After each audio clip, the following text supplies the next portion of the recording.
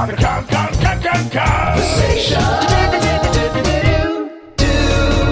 Tom's Holland, the Spiders Man, explains to me that we're going to the London Internet Exchange to track down Anonymous. Lakes was founded in November 1994 as an internet exchange point. No doubt to anticipate the massive amount of people going online to discuss Donkey Kong Country. Hello and welcome to the Kongversation. I'm Hyle Russell. And I'm Steve from off of Rare Gamer. Steve from off of Rare Gamer. And if Steve from off of Rare Gamer is on the Kongversation, it can only mean one of two things.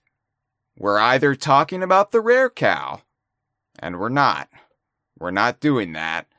Or Steve is popping the McCorkell off another bottle of bubbly Stop N Swop chat.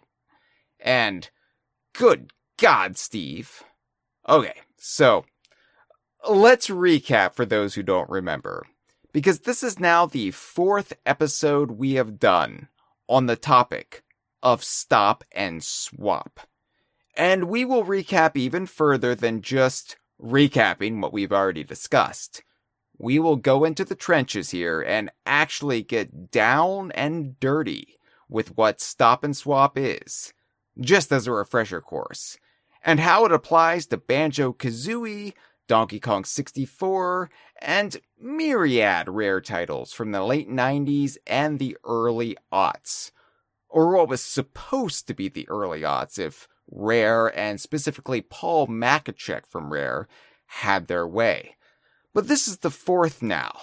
We've done a Stop N Swop episode, not once per season, but we did one back in season 8 called Stop N Swop, A History, which really just delved into what we know about Stop N Swop, or knew at that point in time.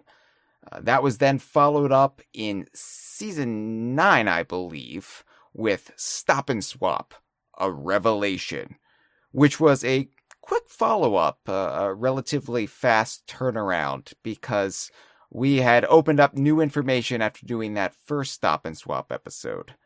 Then last season of the Kongversation, season 11, we came back, reconvened for Stop N Swop, A Summation. And while I would recommend listening to all three of those episodes before listening to this one, it's not necessary. You don't need to. We'll catch you up right now. So, Steve. Yeah. In 50 words or less, explain everything we discussed on those three episodes. Go. Oh boy. Okay, so to get everybody caught up to speed with what Stop N Swop was, Rare had this ingenious idea where they said, look, we have cartridges on the N64. We're going to use cartridge swapping. So you're going to take a cartridge out after turning off the power, and by switching in a new cartridge and turning it on, those two can communicate using the RAM and memory, and then we can unlock secret features in either game. Now, in the first episode, we knew that Stop N Swop was canceled, but we didn't know how that all came about. Paul Makachek came out in the second episode saying, hey, here's a fax I have of Nintendo telling us not to do this anymore. So that's where that comes into play, and that's the second episode that we reflected on. And that was during Donkey Kong 64 as well, in case you're wondering where it fits into the whole grand scheme of things. So it was 1998, they planned Stop N Swop to be a thing. 1999, it was canceled. And then, unfortunately, the Banjo-Tooie team and the Donkey Kong team scrambled after that to try and fix everything up for 2000. And then it was 2001 that the codes and everything to make it live again, at least in one game, was found. So that's kind of what you'll get in the first and second episode. The third episode was just a reflection on things that we've found since then, like the Stop N Swop mechanism. So that's how it's meant to activate in Banjo-Kazooie. And I actually found the golden Donkey Kong statue, a little trophy for my efforts, in the German version of the Donkey Kong 64 strategy guide. So we now know that that's one of the items intended for Stop N Swop that we didn't know before. Before that, it was just eggs and keys. So that should succinctly sum up everything within those three episodes. If you found any of that interesting and you go, oh, I want to hear more about that, go to each of those episodes I've described. Well, Steve, that was very succinct, but unfortunately it was under 50 words, so I'm afraid we're going to have to disqualify you and bring in another host. Oh, I'm sorry. Most people are aware of at least the 3 big-ticket items from Banjo-Kazooie. So, Banjo-Kazooie ends. Mumbo Jumbo comes down from the palm trees on the beach and says, "Hey, I have some saucy Polaroids for you to look at." Like perverts do. Or at least perverts back then, back before you could just put it all online. So it's 2 mystery eggs. I call them the question mark eggs. The pink egg in Treasure Trove Cove's Shark Food Island. The blue egg in Gobi's Valley, behind the door in the cliffside. And then, of course, the ice key in Freezy Peak in Waz's Cave, which is the only one you can actually see during gameplay. You can see it behind the ice in the cave. And this promise that you would be able to go back and unlock these with the release of the sequel, Banjo-Tooie, which was promised at the end of Banjo-Kazooie back in the summer of 1998. It basically just created this frenzy within the fandom. It was the earliest example I can remember of a game extending its life through, well, it wasn't even conspiracy theory or urban legends. It was basically the developers putting that in there themselves and going, yeah, this is real. You'll be able to get these in the game, but you won't be able to until the sequel comes out. However long that is. Tee-hee-hee. Tee-hee. Hee-hee. And, we didn't wait. I mean, I beat Banjo-Kazooie, and then me and my friend, we spent several weeks desperately trying to solve the mystery ourselves, thinking there was a way to do it in the game. And of course, it spawned all sorts of ridiculous notions. Like, we were scouring old pre-release magazines with screenshots, trying to decipher things that slipped through the cracks. Like, hey, Nintendo Power mentioned something about Mount Fire Eyes, which was a world and was them mishearing what Rare was telling them. Because I think the world was supposed to be Mount Fire Ice, i.e. what Hailfire Peaks eventually wound up as in Banjo-Tooie. But Mount Fire Eyes was what Nintendo Power printed, and I mean, that's an evocative name unto itself, even it makes far less sense. So you think, oh, a secret lava world? I mean, Gobi mentions he's off to the lava world, and then there's a lava chamber with a lot of empty space in Grunty's lair. So what if the ice key unlocks a secret world in Banjo-Kazooie that's accessed in that chamber, where the entrance rises up from the lava? We were just going off that, riffing. So between that and mentions of Hammerhead Beach, which is probably just an early name for Treasure Trove Cove, and Fungus Forest also being mentioned, we thought there could even be up to 3 secret worlds. And this was 98, and going into 99. This was our world. But what we didn't know was that Donkey Kong 64, which was Rare's big game for November 1999, was also going to utilize Stop N Swop. And as you discovered, Steve, this information had been out there, but nobody really put the pieces together. In the German Player's Guide for Donkey Kong 64, they had left behind a little illustration of what the Stop N Swop item exclusive for Donkey Kong 64 was going to be. So, if you hot swapped effectively Donkey Kong 64. Cold swap. You got it. Yeah, Paul is and I can see why he's so hurt about this, because even the video that we're going to describe does hot swapping, and he's going, no, because that's why Nintendo said no, ultimately, is they saw hot swapping and went, no, that's going to burn everything. So it is cold swapping. You have to turn it off first and power cycle. Well, it would melt the ice key, so it does make sense. Yeah, exactly. But yeah, you could cold swap, which doesn't sound as dangerous and sexy when you're cold swapping. Well, it was the dangerousness that Nintendo really didn't like. Right, but Rare always lived on the edge, and that's why we were fans of them. I mean, it was the 90s, you had to go extreme. Like I've said before, you had to chug Mountain Dew while jumping out of an airplane on a surfboard, or else you just weren't living your life to its fullest. But yeah, we were supposed to have Donkey Kong 64 as part of this process, which, this wasn't advertised in Banjo-Kazooie. That game just promised something to do in Banjo-Tooie.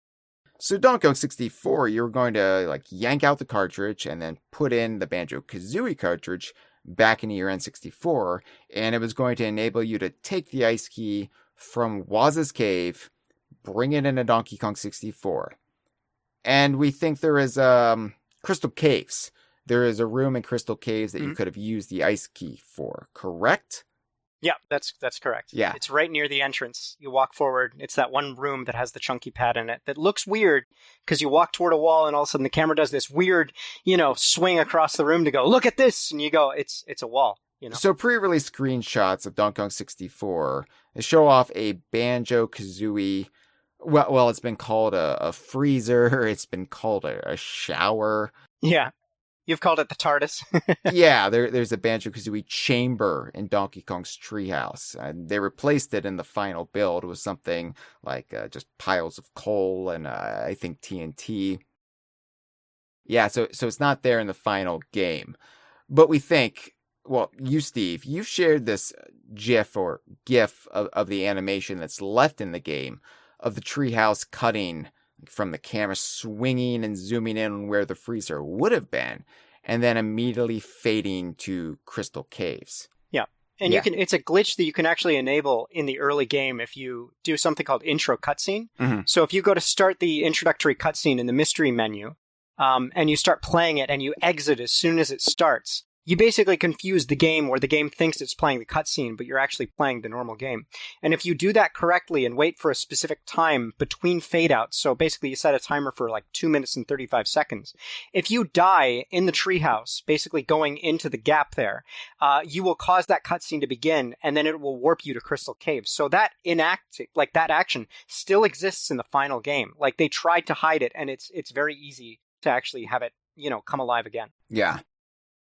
So whatever the ice key would have unlocked in Donkey Kong 64, we're not completely sure in Crystal Caves itself. But what you discovered, Steve, is there is another Stop and Swap item that Donkey Kong 64 would have contributed to this madness, beyond what just Banjo-Kazooie had to offer up, which we know about the ice key. And more than just the 2 eggs advertised in the game, there were also other eggs hidden throughout the game, which of course we found out about really early on when the codes were unleashed, late in the N64's life. Yeah, so just to touch up on that real quick. So Rare had promised us 3 items, the 2 eggs and the key. And when Banjo-Tooie came out, there was no connection to be found, but they did offer those items in the second game as, much as they could do, because they're like, well, we can't promise a connection, but we can give them the items that they can use as the reward. So it should have died there, really, if we weren't so snooping. But some clever people, some data miners, decided to go into Banjo-Kazooie because they knew the eggs were there and say, let's see if we can try and discover these links here. And they found out that there's 6 total eggs and the key. So there's 7 items altogether. Mm-hmm. So double what we were promised initially, yeah. Yeah, and I remember, because I was very invested, I believed in the notion, the idea that no, there has to be a real way to go back. Because they put the 2 eggs in Banjo-Tooie and the ice key inside Banjo-Kazooie cartridges with googly eyes in not really hidden areas. They're pretty just out in the open, all things considered, given the magnitude of what these items are and what they meant to Banjo-Kazooie and Rare and DKU fans for the better part of 2 years, over 2 years at that point. And, of course, we had, like a little child on Christmas Eve, visions of sugar plums dancing in our head. We thought it was going to be the most magical thing ever, going back into Banjo-Kazooie, accessing these areas like the chamber in Waz's Cave, or, the Gobi's Valley door, or jumping up Shark Food Island. And all it was in Banjo-Tooie was you break open this cartridge and it just plops out. The item plops out, Yeah. like flaccidly too. Like not even, there was not even any fanfare. The ice key, this beautiful spinning, glorious treasure that we just stared at for hours in Banjo-Kazooie, it just flopped down on the ground. It didn't even spin, and it looked smaller than normal. And I remember on DK Vine saying, it's a trick. They're conning us. They're going to release the way to do it later. We have to investigate Banjo-Tooie further. What is the flume of doom? How do we get Black Eye to sail us back to Rusty Bucket Bay? There has to be a way. And when they released these codes, we were adamant, don't do it. This is going to basically brick your Banjo-Kazooie from ever being able to connect with Tooie the proper way.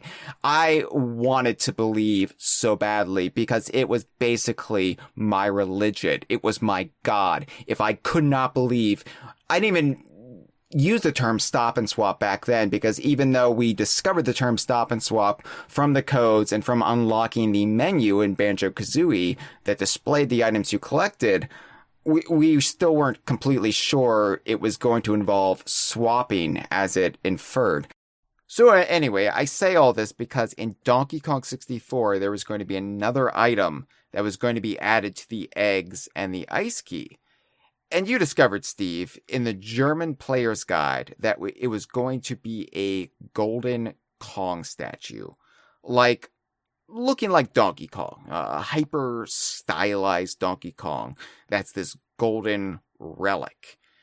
And we actually used it in our album artwork for this season of the Kongversation. It's what my, like a little cartoon avatar is clutching in his hands in the minecart. But we don't know what the golden Kong statue would have actually been used for, or what game it would have been used in. Because Paul Makachek claims that they had 6 games tentatively planned, because they had about 6 games in stages of development when they first conceived it during the course of Banjo-Kazooie. Yeah, that's completely right. And we will get to cover on what those 6 were as the episode continues. There's lots of theories. Yeah, a lot of theories, a lot of speculation. And of course, what they would have been in 1998 and 1999 would have probably differed from what they would have been had Stop and Swap actually been able to survive and had the natural course of events continued. Mm-hmm. But yeah, I've got theories, you've got theories, you've got new theories. I might argue with your new theories, we'll see. It'll be a good time. Yeah, looking forward to it. So we do have calls to take, but before we do that, I do have a few things to plug coming my way and on your end as well. So, DK Vine is on TeePublic. We have a merchandise store at dkvine.com/merchandise. In fact, if you like Stop and Swap, we have the shirt for you.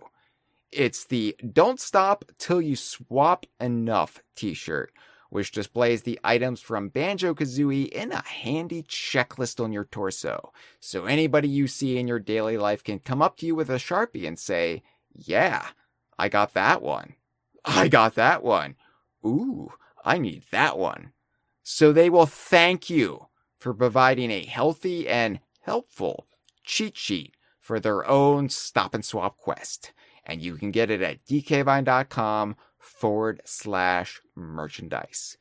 We also, and I say this as March is starting to wind down, you'll want to get in on this if you haven't. We have a giveaway on our Blue Sky account. Now, Blue Sky is the new Twitter alternative. It's open to the public now, and it's starting to get some steam. And we would like to get more eyes on our Blue Sky account. Not ice, eyes.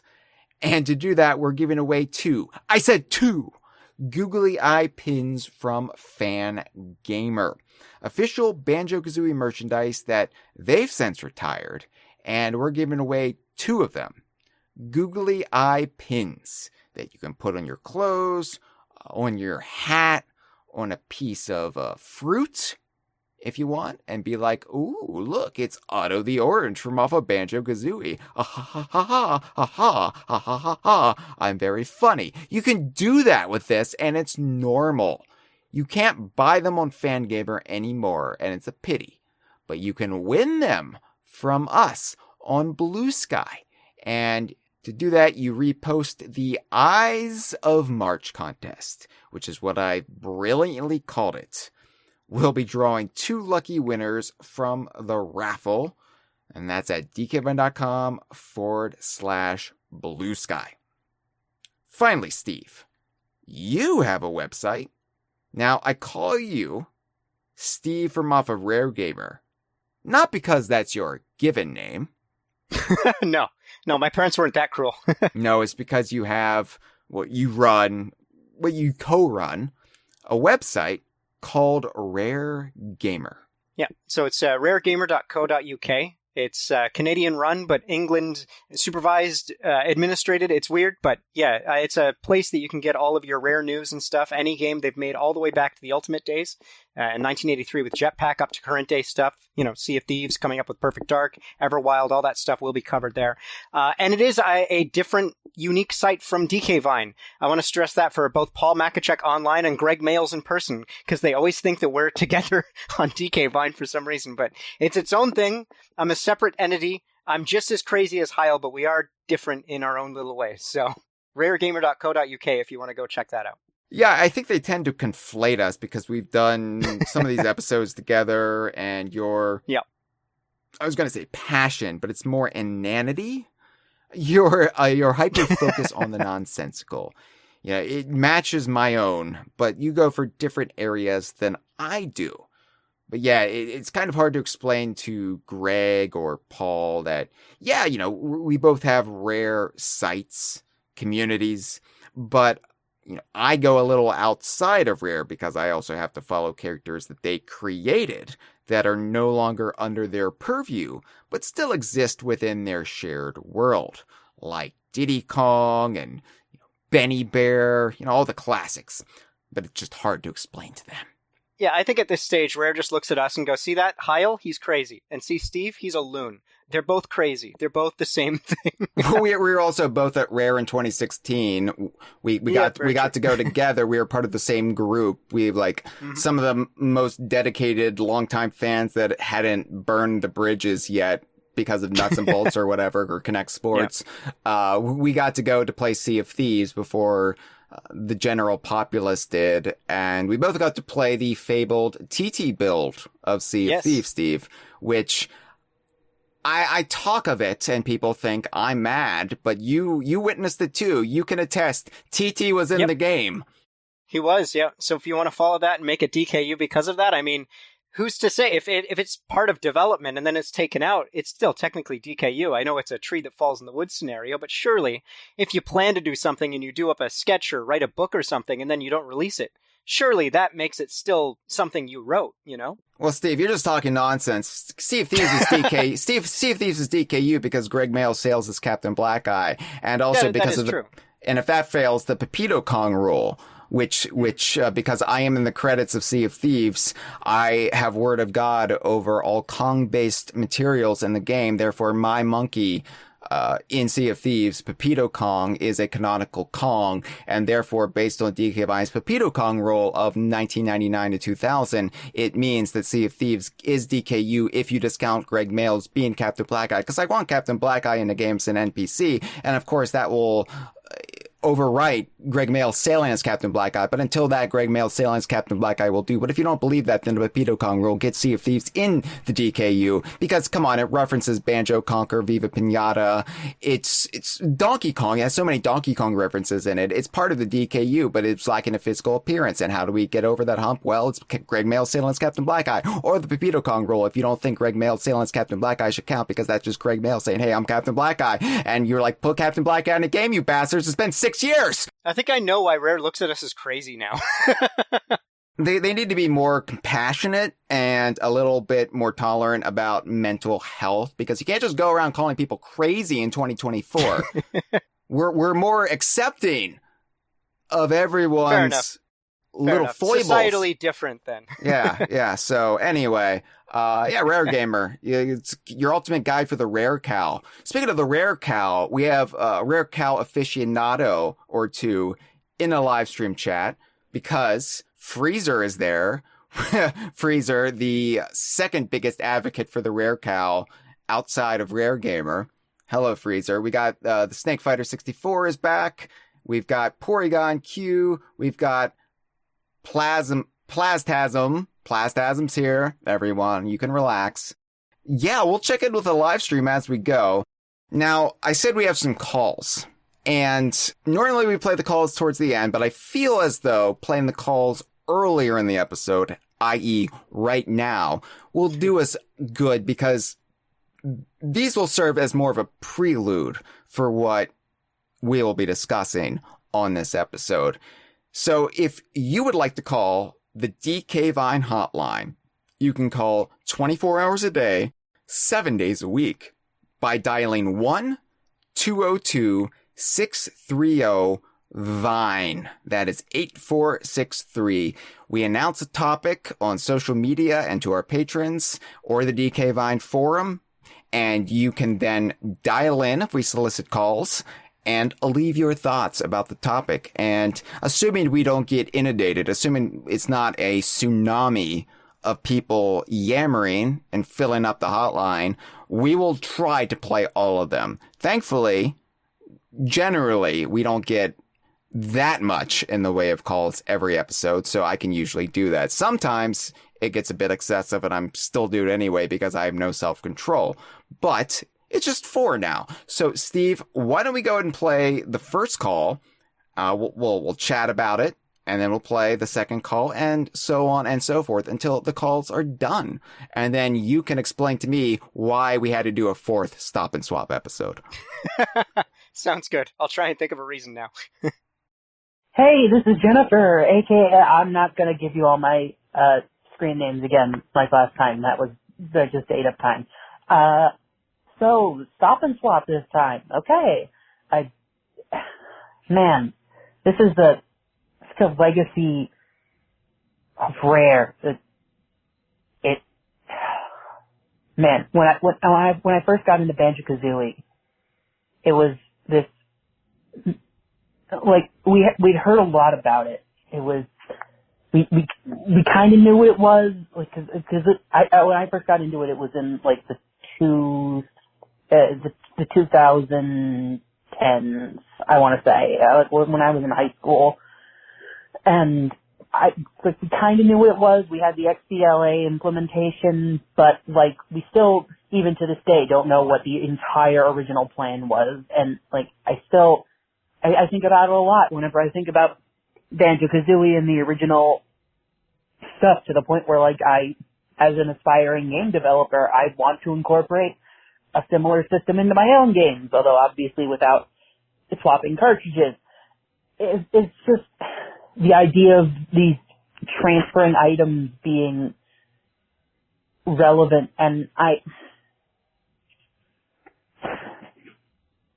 don't know, it's so cool, and it's such a shame that it ended up being completely axed except for the stuff that was in the original Banjo-Kazooie. And I don't know, I always wondered what the big grand prize was going to be for the whole Stop and Swap thing. What did you think the big grand prize was going to be? What were your fantasies about what Stop and Swap was going to reveal? Anyway, have fun talking about it with your co-host. I forgot what the reveal said his name was. Goodbye. Yeah, it's Steve. It's Steve from off of Rare Gamer. Yeah. Hi, I've Steve. never heard melancholy delivered so well in a phone call before. Just the ennui of, Thank you, Jennifer, who is also AKA the Snake Fighter 64 in our live stream chat. She didn't go over that this time, but I remember. Yeah. So, yeah, Steve, I mentioned before, like, of course, because I didn't know Donkey Kong 64 was going to be part of it until years later. And of course, I didn't know that other games were also earmarked for it. So as far as I was aware, Banjo-Tooie was going to be it. And I didn't know it was going to involve cartridge swapping. I didn't know it was going to be swapping hot or cold. I just thought, the biggest theory, like I discussed with Josh Wallen on the last episode of the Kongversation, when we briefly somehow touched upon Stop and Swap, being a 90s kid and being an information sponge and also being super envious of anything cool that another console did that I didn't own, I thought, oh, a lock-on cartridge like Sonic and Knuckles. That's the only way you could do it, right? So I thought Banjo-Tooie was going to be this special cartridge that Nintendo had commissioned just for this one specific thing. And of course, that's stupid. That Nintendo would never go for that. Nintendo wouldn't go for a lot of things, it turns out. But I thought, like I said, we were going to get a new world in Banjo-Kazooie. And I thought maybe we would get another world unlocked in Banjo-Tooie after the fact as well. And like anything could have been a clue. Like I said, this was our generation's Paul is Dead. Right, yeah. where we're just conspiracy theory abound. Yeah, we're just scouring everything. Everything has a potential clue. Everything leads you to the next clue. Like going into Grunty's lair, you got the transformation chamber room with the doors, and you're like, okay, all right. So there's stuff going on here. Like, these doors won't lock and maybe they go straight into Banjo-Tooie. So at the most I was thinking in terms of what is this all going to do? It was give us more worlds, because that was, to me, the coolest thing you could do. Like giving you entirely new worlds beyond what was in the commercially released game at the time. And of course, that was never going to be the case, I don't think.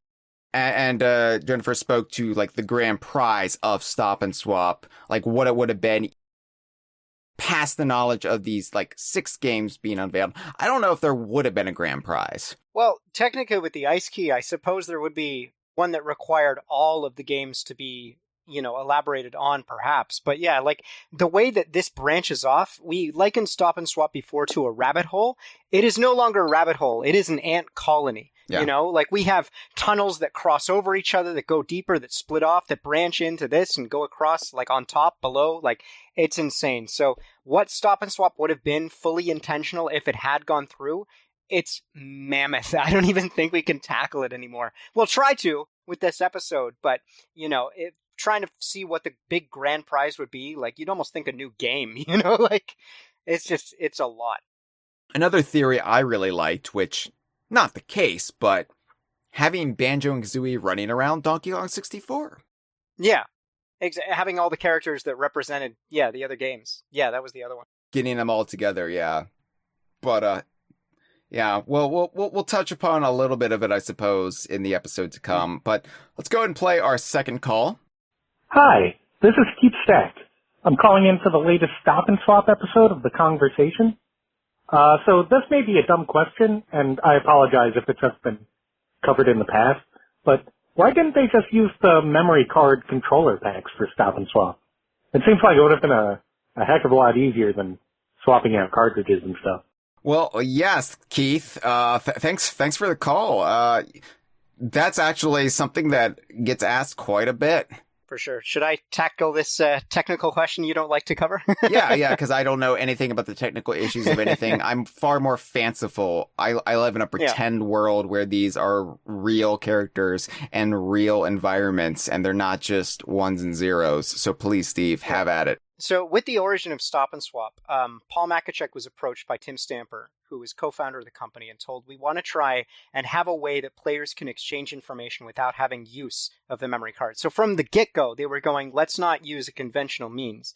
Let's try and find an unconventional means to do this. And also, in speaking with some developers after the fact, had they used a memory card in Banjo-Kazooie, it would have added on development time that they were already pretty short on, considering that it had been delayed. It was supposed to be a Christmas game, and they're like, look, we're, really pushing it for, trying to get all its worth out of it. So any delays, any potential, let's try and power through that and just keep on working away and make this the best game it can be just as a core. So that's, ultimately why they didn't add it on afterwards, because you might consider, contingency plans and stuff. But at the time, they believed, and it was true. They're like, this works. This system is foolproof. And there's nothing that can stop us now. And then unfortunately, Nintendo said, no, we can stop you now because we're really nervous about this idea of you ripping out cartridges and putting new ones in. So we're going to say, don't do that. And of course, with that, you've canceled any ability for them to be able to transfer it. Now, they did put the sandcastle codes in.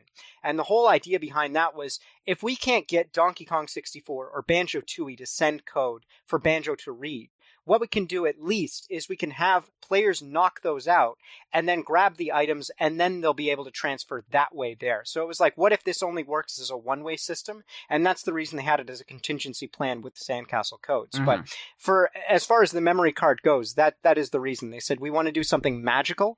And it was magical because, the way that Stop and Swap worked, you would do something in the second game. You'd set an event in motion, and you were specifically shown a cutscene. So I just want to set the stage here where, you're playing in Banjo-Tooie. You approach Black Eye. He tells you something. The screen fades to black. You see Shark Food Island. We have a camera that looks at it, and it's underwater. And then all of a sudden it goes, and it rises up, and it stands still. And the cutscene fades out, and you're back in Jolly Roger's Lagoon. And Black Eye says something to the effect of, that just happened, go check Banjo-Kazooie. In essence, you'd go, hold on, did that literally just, you grab the Banjo-Kazooie cartridge, you turn off the game, you pull out Banjo-Tooie, you put in Banjo-Kazooie, you turn on the power, lo and behold, you visit Treasure Trove Cove, there it is, risen out of the water. It was magic. That is magic that I've just described to you, Yeah. So that was why they were so fixated on having it work by just cartridge swapping and without memory, because with a memory card, you're just going, well, your save file is read by the memory, and that's boring. I think had they known, and had they had a little bit more time to implement it, they would have just gone down that route. But true. I can't blame them in 1998 for doing it this way.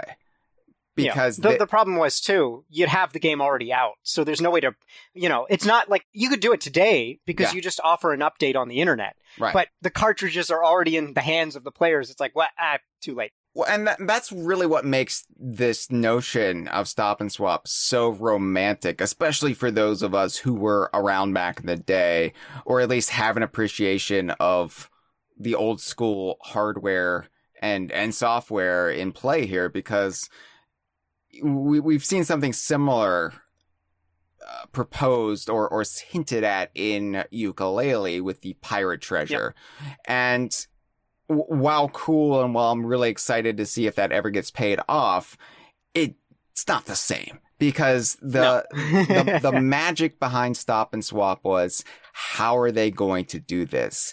And 1998 was also the year Pokemon came out in the West. And so the idea, this was even like predating Pokemon's release. So the idea that there would be some sort of communication between video game cartridges, it's like these complete isolated islands unto themselves. It was just so unreal, and that's why some of us didn't even believe that when the game told us we'd have to wait till Banjo-Tooie. We're like, well, that makes no sense. Mm-hmm. Yeah, it's like, well, and especially, too, because the photographs, the Polaroids we were shown, it was in-engine that we were showing. Like, it wasn't just Mumbo telling us, oh, you'll collect these. It was, let me show you how these are meant to be collected. Right. So they're in the game. We can see an area it's literally projected and shown to us. So we knew somehow you could get them. Yeah.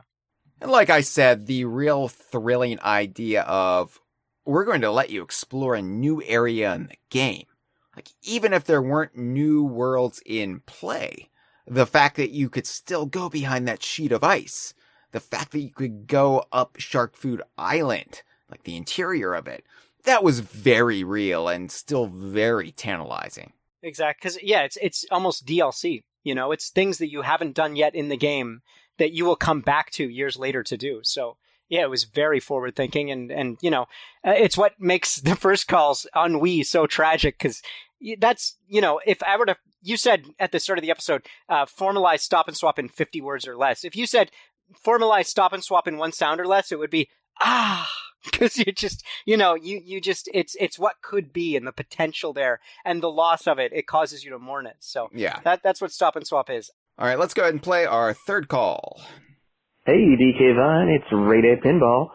I heard there's a Banjo-Kazooie Kongversation episode, so I decided to call in because I absolutely love Banjo-Kazooie. And Stop and Swap is definitely kind of part of the reason I got into the whole, internet thing, I guess. You know, back in the Rare Witch Project days, you know, I want to know how do you get that ice key? You know, you Google, you find the Rare Witch Project, you join the forums, you read all the crazy theories, you find the Sandcastle code, all that good stuff. Oh man, that was such a good time back then. Yeah, I don't really have much.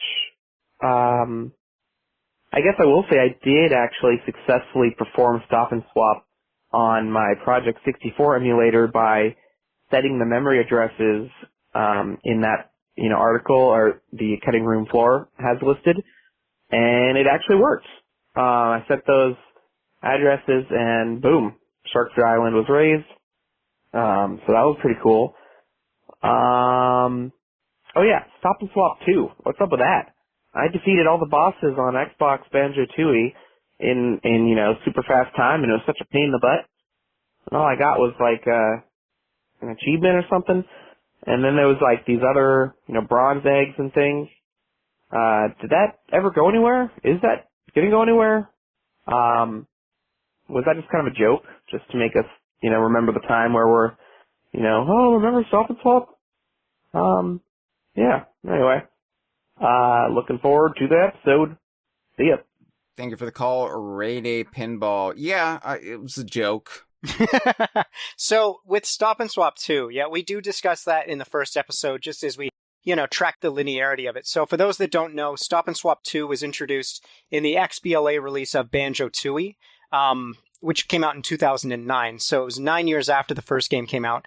And as you'll notice, we're not in 2009 anymore, and nothing has happened with that. So, you know, it's amazing that a canceled feature that never got to live was followed up by a canceled feature that never got to live. So Rare does, you know, granted that everything does stay on the Xbox and that backwards compatibility is a thing as they go into the future with their next iteration of their console, or they come out with a video game that can address those memory storage, you know, even cloud games, because I've heard there's some, you know, accessibility there where you can play cloud games and still get Stop and Swap working on your Xbox cloud. If that's the case, someday they have the option to make it work. We'll just, you know, have to wait, I guess another decade, because it's almost been a decade now since, well, longer actually, since Banjo-Tooie XBLA has come out. So you've got plenty of time to catch up on it if you want to get them. So there's that at least. I feel like Stop and Swap became such an in-joke across the DKU, really. Like, after Banjo-Tooie gave us the what I call the fake ice key and the fake eggs, there was just this like incredulous feeling that, okay, but when's the real connection going to happen? Because it was very unsatisfying, and it did honestly, unfortunately, color my impression of Tooie a little bit. It left a bad taste in my mouth because the hype of Banjo-Tooie, the initial hype before it was ever officially announced, was based on this idea of getting the ice key and the eggs. And when it was paid off in such unspectacular fashion, it really was just this crestfallen moment. It was like the first time this adult you really look up to lets you down in life. It's like, and had I had some more self-reflection, I would have realized the first time Rare let me down was Donkey Kong 64. But I did, I was still trying to Phantom Menace it into being something like really, really brilliant. And so and a lot of other people were just left wanting and left speculating. And so you would have jokes and things like Grab by the Ghoulies about Stop and Swap. You would have jokes in Banjo Pilot about Stop and Swap, where you like the biggest thing you can buy from Cheeto in Banjo Pilot is the answer to Stop and Swap. And all Cheeto does is he says, why don't you stop playing this game and swap it out for a good book? I understand, too, now why they had to do what they did in terms of placing the objects in the game, because there is no connection, you know? And even in that letter that Nintendo sent, they provided some solutions on what you could do in Donkey Kong 64. And considering those solutions, you go, none of this works, guys. Like, this doesn't, you know, it's going to be a letdown, unfortunately. And it does suck to say that, because you're like, well, if this doesn't work, potentially, it's like there is nothing you could do that would ever live up to what you promised already. And I have actually considered, what if Rare hadn't told us there was items in the first game? What if they just released it and you just went, that desert door kind of looks odd, that X barrel kind of is a weird thing, and they just walled up the ice key, you know, and didn't show that at all. If we had Banjo-Tooie and Stop and Swap ended up getting canceled between those two, if they just said, let's never mention it again, you just have these items that you would never know about. And then someday, sure, potentially data miners go in there and find it, and that would relive it again. Yeah. But, you know, it was their own excitement that was their undoing, because they said, oh, look, secret items, you can get them. And Banjo-Tooie, wait for it. Oh, no, it's gone. You know? It's one of the best end-of-game hooks that I've ever seen. So I'm not going to go back and wish it was never there, even if the letdown was it's pretty significant. But yeah. I feel like with Stop and Swap 2, they were just basically thinking, look, Stop and Swap has been such a big part of the vocabulary of Banjo-Kazooie fans, of Rare fans, for the better part of a decade. We can't just resolve it. And I felt that the XBLA Stop and Swap ideas were also a letdown. Here's the thing, Stop and Swap is always going to be a letdown, even if it paid off, because the ideas that it put in your head of what it could be were always going to outweigh what they were going to use it for, which is going to be pretty much what they used it for in Banjo-Tooie, which you can get a code here, you can augment this, you can maybe turn Kazooie into a dragon. You know, it was never going to be anything hugely significant, partially because you don't want to, like, wall anything behind. You have to have this game to unlock this content, or even worse, you have to have 6 games to unlock this content. So, well, and as Rare had said too, like, you know, they are nifty bonuses. If you read up the rumor mill, they said, you know, is anything of Stop and Swap going to stop me from completing Banjo-Kazooie or Banjo-Tooie? They're like, no, this is just cool little nifty bonuses that you can use that are going to be, you know, sought after kind of thing. You know, like if I had my copy of Banjo-Tooie and I have regular Kazooie in my backpack, if I see my friend has used Stop and Swap to get a dragon, that's very nifty and very alluring. I'm going to want that too. So, you know, they did, you know, deliver some very, very cool stuff. But yeah, our minds definitely ran away with us with the imagination. Yeah. So yeah, I think they just wanted to add that ellipses there. Like it never ends. You know, you'll always be left daydreaming about Stop and Swap if we have any say in the matter. So I think it was just a clever joke. I don't put any stock in them ever paying it off, even though, as you said, they could, because they could. Everything on the Xbox is like pee in the pool, right? It's always in there. Pee in the pool. Yeah, it's a good analogy. Yeah, thank you. I'm good at coming up with analogies, especially when they relate to bodily fluids. Fair enough. All right, one more call, and then we'll get into the heart of the episode, where you can explain to me what's new in the world of Stop and Swap. Hey guys, this is Ryan Haas, as you all will know from the Super Mario Brothers the movie archive. And yeah, I love Stop and Swap. I had to talk about Stop and Swap. I am glad you're doing yet another episode about it, because I missed getting to voice my opinion on the first two. I didn't try hot swapping back in the day, but I certainly rented copies of Banjo-Kazooie from Blockbuster and did Game Shark codes on them to get the eggs and the ice key, so my personal copy would not be messed up. And I eventually bought that Blockbuster copy, so I would when it went on sale, so I would have both. But yeah, I'm very excited to hear your thoughts, and I want to hear more about Stop and Swap 2, and I was never able to beat Lord Wu Fox Fox in the time limit, so I still have one more thing to go, and, hasn't bitten me yet, because who knows where that's going, but one can dream. Well, thanks for the call, Ryan.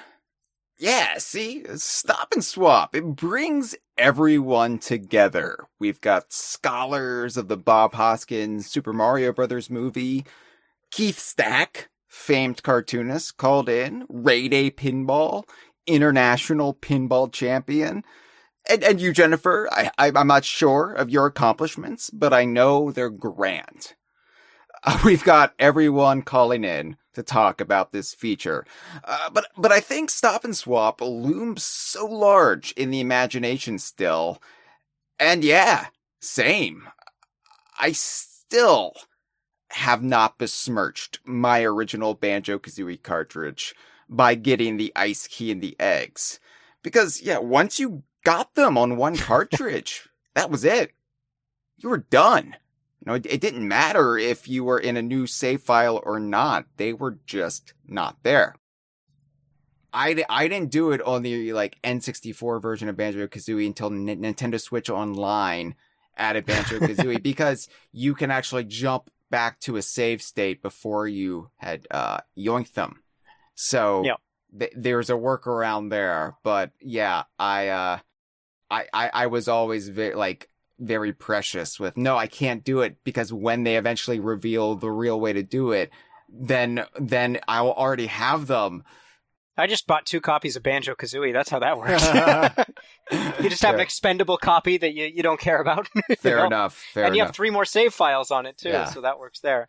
In terms of beating Lord Wu-Fak Fak, if you look up Lord Wu-Fak Fak on Rarer Archives, the YouTube channel, you can actually see me earn my Stop and Swap 2 I believe it's called Now Who's Boss, the Stop and Swap 2 reward. So if you want a tutorial of me being very, very lucky and just clinching it, you can try and watch that and recreate the steps I do.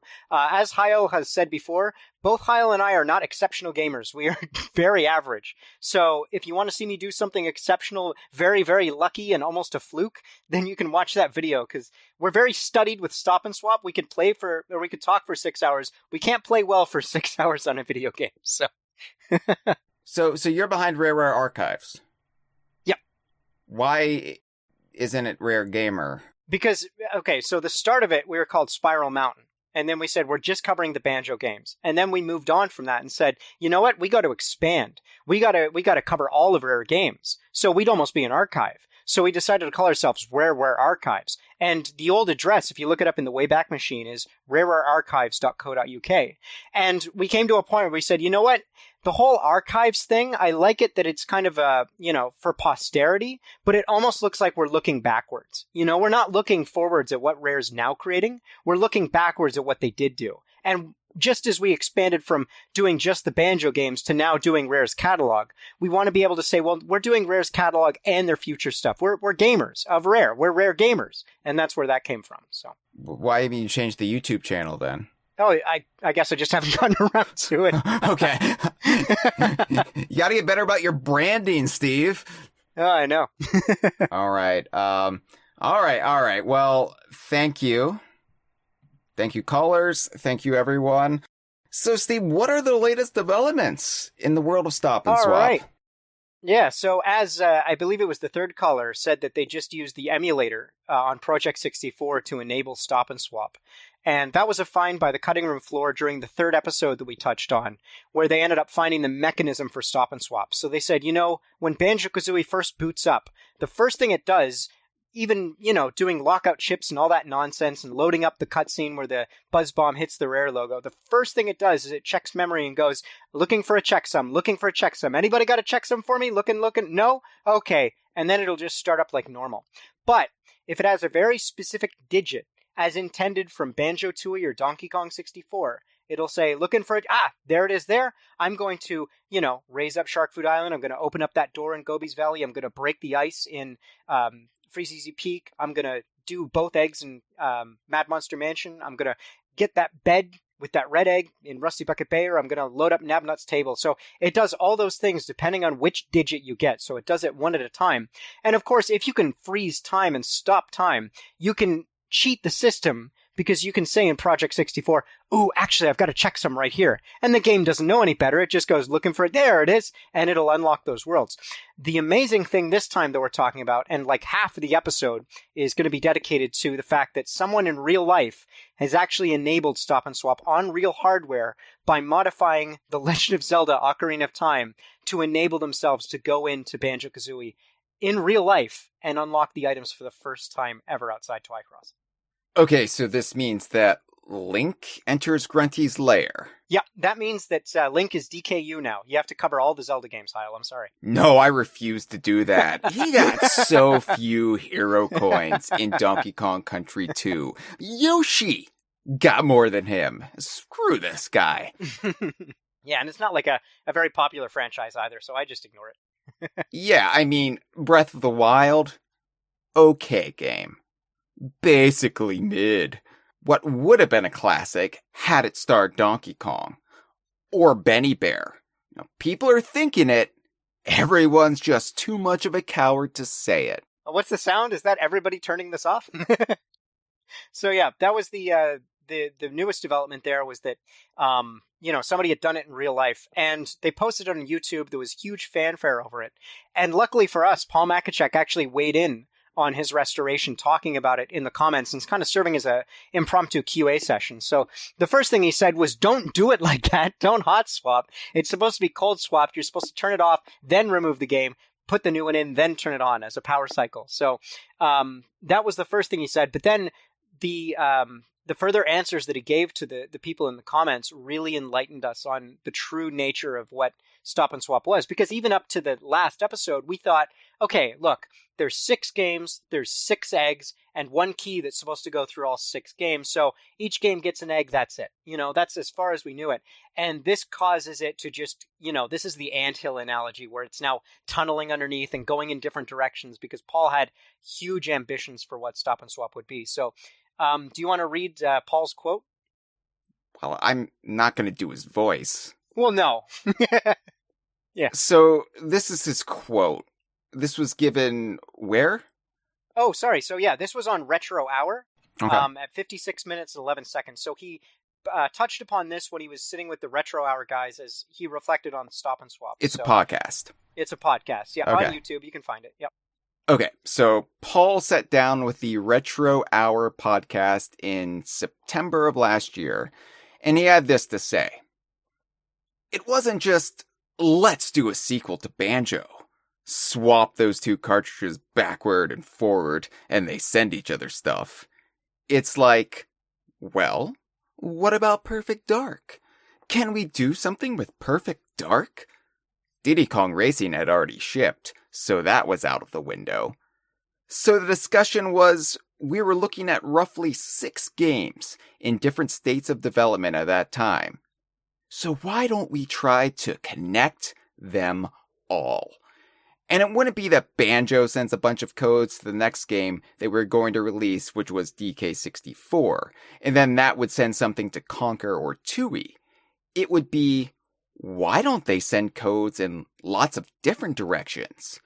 So it's like a spider's web, a maze of sending code from this to that, to that, to that. I thought you said you weren't going to do an impression. So, yeah, we now look upon Stop and Swap not as a linear swap, which we did. We thought before you would send one to one game back to the other, and that was the link, the Stop and Swap.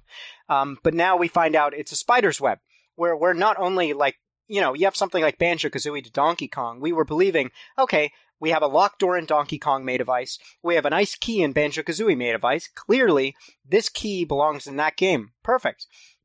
But now we're finding out, well, that is true for that bit, But also we have a golden statue that you can only get by getting Conker to swap with Donkey Kong that would then provide Perfect Dark, this code that would give to Dinosaur Planet to come back into Donkey Kong 64. It's an insane, convoluted, crisscrossing path that just, blows our minds, frankly. Like, we never anticipated this. Yeah, I think the speculation when you uncovered the golden Donkey Kong statue, Steve, was that this might have been the case, right? Because you have this beautiful, shiny relic from Donkey Kong 64. So maybe that goes back into Banjo-Kazooie, sure, but also, if there are 6 games involved, who's to say? And yeah, like, what if Conker could run around with the golden Donkey Kong statue? What then? And of course, when we're mentioning Conker, we're envisioning 12 Tales Conker 64. We're not talking about Bad Fur Day. I don't even know how that would work. Like maybe he lures King Bee with the golden Donkey Kong statue, and the King Bee just has sex with that instead of the sunflower, because of that ass. Who knows? It could have even been a menage a trois, with all 3 of them. A thruple, which are very in vogue right now. Yeah, so that was the maze that we were kind of introduced to there. And he said something further. I guess I'll do this one in my poorest Paul Makachik impression. And this was in the Skawo's video. I want to try and get his name correct here. Let me just see if I can pronounce it. Yeah, Skawo. So Skawo is how you say that. So Skawo, something like that. Anyway, all right. Hope I'm getting it right. They would have released in the same order that we did actually release them. Apologies, but I can't recall now what they were. I'm sure the internet will know, and we are highly likely to have developed our ideas around what was possible with Stop and Swap as those games progressed. But they would have been connected in a complex web with codes going in lots of different directions, from each game to most/all of the others. That's as clear as I can be. All right. So, your thoughts? So, yeah, that just helps, express what we knew before, which is that, this is a lot bigger than what we knew. And of course, it speaks to the fact that, the Stop and Swap eggs, this is why they're generic Easter eggs, because they're given to different games, not knowing what was capable. So rather than put a gun for Perfect Dark in Banjo, you put an Easter egg in Banjo that's given to Perfect Dark that then hatches, and you give Joanna a gun. So there's that whole thing working out for it. But the idea that, like, each game has its own prize that would then hand off to another game, like, this has a lot of potential to almost become, its own design pitch meeting. I can just see Greg Mayles, scribbling out all these things going, wait, which goes where? And this goes here? And, oh, okay. And of course, this goes there to there to there. It has a lot of potential to become very convoluted and complex. Yeah, for sure. What egg do you think would have had the gun in it, though, out of all of them? Okay, so I've actually thought about this before. This was back when I thought each egg was intended for one game only. And now, of course, we know, like, who knows what the full scope of Stop and Swap would have been. But you can kind of X them off as you go. So with Banjo-Tooie, and we'll discuss this episode, why this might not be the case anymore, but I was assured that the pink egg was for Banjo-Tooie. Because you have Black Eye surrounded by those pink egg portraits, in a nautical-themed level of Jolly Roger's Lagoon. You also have Banjo-Kazooie with Treasure Trove Cove, also a nautical level, with the pink egg, so it makes sense that the pink egg was for Banjo-Tooie, so we scratch that one off the list. The yellow egg in Nabnuts, well, Nabnuts a squirrel, it's yellow, Conker's a squirrel, that works there. Juno from Jet Force Gemini has a crowbar, and we have a wine barrel with bars on it. Well, he could remove those, that gives him the cyan egg. So Perfect Dark would be green, red, or blue, I suppose. And I'm thinking about the Egyptian ties they have there. So maybe the blue egg? I'm not sure. And again, Rare didn't really plan this out knowing what was concrete or not. It was just what was available to them in Banjo-Kazooie's levels, thinking, okay, one day we'll get to attach these two. So, it would have been rather difficult to do Perfect Dark. Because with Donkey Kong, it works. You're talking about a cartoon animal to a cartoon animal, but Perfect Dark would have been very weird to all of a sudden go into this, Banjo-Kazooie vision where it's like, oh, we're suddenly, talking about a talking bear and a talking bird at the same, breath as we're shooting down Datadyne soldiers. So, it'd be pretty messy there, but yeah. I think there would be ways. Yeah, Perfect Dark is probably the biggest leap out of all of them as conceived at the time. but I still think there would be ways to go about it. It's not like there aren't humans running around the DKU, so you could stretch it, you could squint, you could make it work. My biggest thing is, if Nintendo didn't have a problem with the swapping itself, it would be linking M-rated games with their more all-ages fare. That would probably have been the biggest thing Nintendo would have tried to shut down if they didn't have a problem with everything else. And to be fair, too, I believe probably at one point Perfect Dark might have been going for a T rating. And I think that's acceptable, because even GoldenEye back in the day, you go, okay, I was a teenager, 13 years old, playing, N64 with GoldenEye and Banjo in the same breath. Like, that was totally fine. But it's the M rating of Perfect Dark in a minimal sense. And then, of course, Conker's Bad Fur Day. Not a chance, Like, that was pushing the envelope to push the envelope. So I could definitely see them going, maybe we rethink including him in this, Then again, if they didn't use the green egg, the one you got on Lago, they could have made the case to Nintendo, look, we have shit monsters, and we have this egg that is on a toilet. We have to do it. And then it'll be like, damn, that's some next level game design. Not only will we say you can do that, but we now want to buy your studio outright. Yeah. It's actually a little known fact. That was the reason that they remade Conker, is Greg Mail said, I've actually put that on the toilet. And they went, we'll have to change everything now. Yeah. Let's reboot Conker. That's right. That's right. Okay. All right. So this is basically Paul Magnification confirming what had been speculated about. Yep. So should I read this, or would you like to? Which one am I reading here? The problem was DK64. Oh, well, that's how I start every sentence usually. All right. The problem was DK64 was going to manufacture. And we can't just rejig the backgrounds and the stuff that we'd set up that was enabled for Donkey Kong 64. We just disabled the minimum amount of stuff that we needed to change in the game and take out the scanning software. So that's why there's a few places where there's like a pedestal with nothing on it. There was supposed to be something on it, and a week before we gave the final build to Nintendo, there was something sitting on that pedestal. I don't remember what it was now. But we do, thanks to the Germans. The golden Donkey Kong statue. I don't think people can fathom how late this golden Donkey Kong statue was actually in Donkey Kong 64.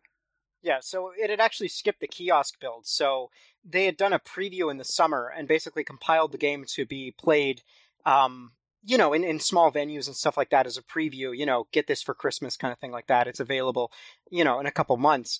And it was not available in that at all. And there's two ideas. One is that they went, we can't put that in yet because we don't want to tease it, And the other one is they hadn't gotten around to doing it. I'm leaning toward the second one because, as Balam has said, he's a Donkey Kong 64 mod, sort of randomizer creator. He's a data miner himself. He does a lot of really cool stuff with Donkey Kong 64, but he's done me a favor, a massive solid, and looked through the game for any trace of Stop and Swap, and he says, like, there's not even cutscenes that are supposed to be in here involving other things. So he's like, they just hadn't gotten around to it. So I'm trusting him in that. Uh-huh. So if that's the case, then yeah, it was like August, and they still hadn't put Stop and Swap in. So you've got September, and that's it, because October 1st, that's when Nintendo freaked out and said, hey, let's take this out of here. So yeah. So as we've already discussed on prior installments of this quadrilogy, yeah, Nintendo figured out what Rare was up to. They saw like it was like scanning. The Donkey Kong 64 cartridge was scanning for the code, and they were like, "What?" And let that slide with Banjo-Kazooie, but their precious Donkey Kong 64 for the holiday. No, wrong way. Well, I think that Banjo-Kazooie was published by Nintendo, so it's not like they didn't have any investment in Banjo-Kazooie. But for some reason, it went under the radar when they released it. And I'm amazed that nobody at Nintendo was like, hey, this ending for Banjo-Kazooie where you promise children that you can get these items with a sequel that hasn't even been greenlit yet. You can't do this. Yeah. But then again, they didn't know the scope of it either. It could just be that they assumed, well, there's a sandcastle, you can type codes in, of course, and these items are in the game anyway, so you just have to wait for Banjo-Tooie to give you the codes. So they could have just thought that. Yeah, a lot of people had to be asleep to get that through. And I'm glad they were, because for as much chagrin as Banjo-Kazooie caused me when, vis-a-vis the Stop N Swop, when Banjo-Tooie came out, ultimately the chase means so much to me that even though the destination was a letdown, I am glad to have gone on that journey. Yeah, for sure. And that's kind of how you have to view Stop N Swop, and Stop N Swop 2 laterally as well, I know it's not fun fighting Woo Fack Fack, but getting that last one, there is, a deserved amount of kudos to getting it, because it is very hard to get it down. So the fourth color, you will get there, trust me, and it feels well-deserved when you do. But yeah, Donkey Kong 64, it was their big game for holiday 1999. And already you had to have the expansion pack to run it. And I guess there was more scrutiny going into the game. And they saw it was scanning for code, and this was in early October, right before it was mass-produced and prepared to ship. And they said, well, they sent off a panicked fax to Rare and said, what is this? And Rare, they said, well, it does this and it does that. Isn't that clever? And Nintendo said, no, absolutely not. And unfortunately, Paul wasn't in the room when they had that exchange, and he could have said, it's cold swapping, don't worry, But unfortunately, the private meeting and the amount of time left was just, strip it out, folks. We got to get this thing out the door. So yeah, and Donkey Kong 64, I don't think people appreciate how rushed it actually was, really, to get it over that finish line for the Black Friday release window in 1999.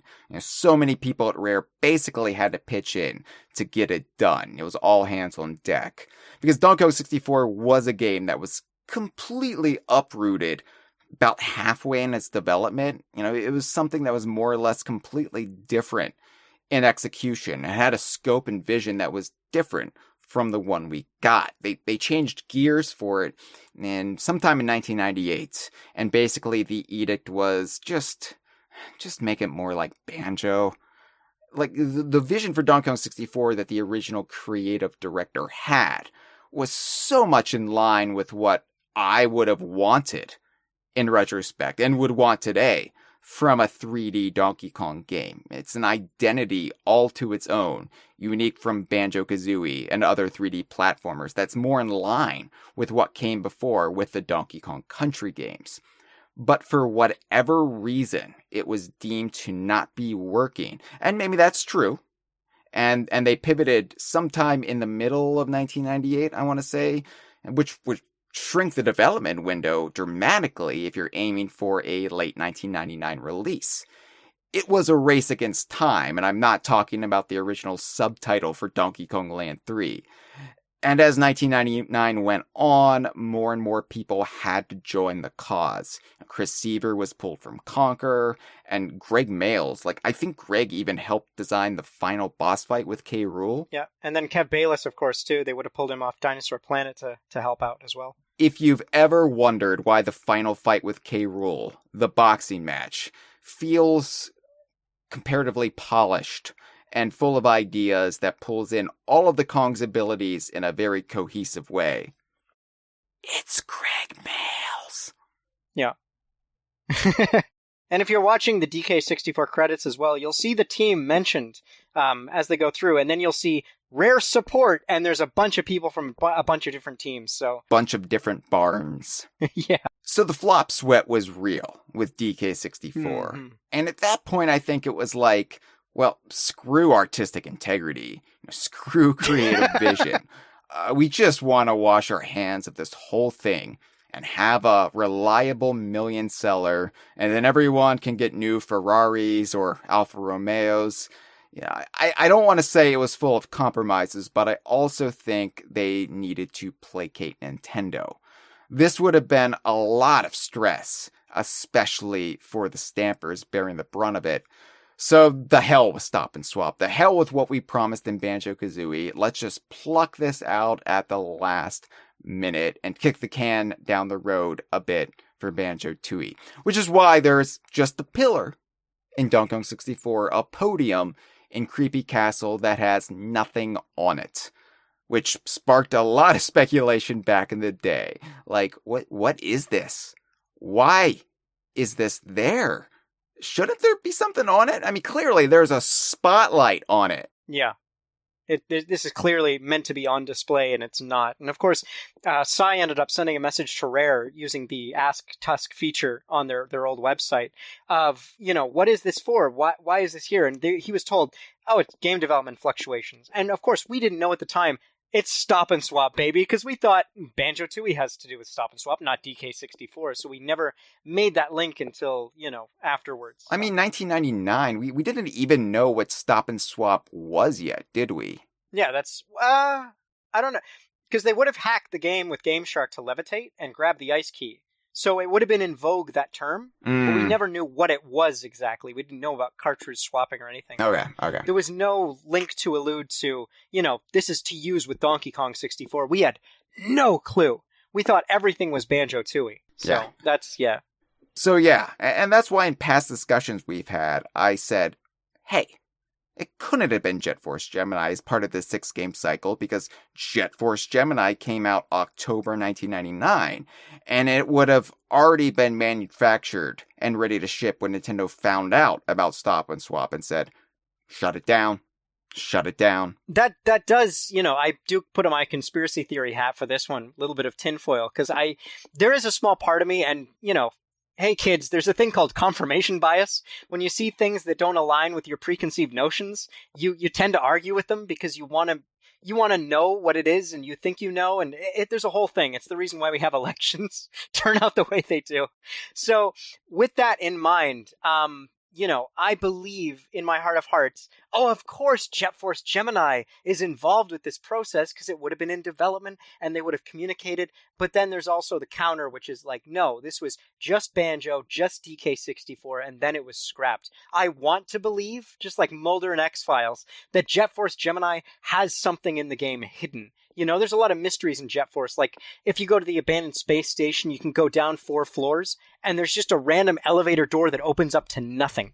And that would be a perfect place to put the golden Donkey Kong statue, And there's just a lot of leads and things like that. And you're thinking, well, Jet Force Gemini was developed internally by Rare, not as much scrutiny onto it as Donkey Kong 64. They would have had all the focus on Donkey Kong 64, so the team could have squeaked that out the door. And hey, maybe it's looking for that trophy, because of course, if you have the eggs in Banjo-Kazooie, that should be all Jet Force Gemini needs to link up with Banjo-Kazooie. But if it's Donkey Kong 64 and they've taken that trophy out, oh my god, you'd never know, because it's still looking for those digits, and maybe we can enable those digits again, maybe we can have it work a second time. That'll be the next episode 5, Jet Force Gemini is part of Stop and Swap, blah.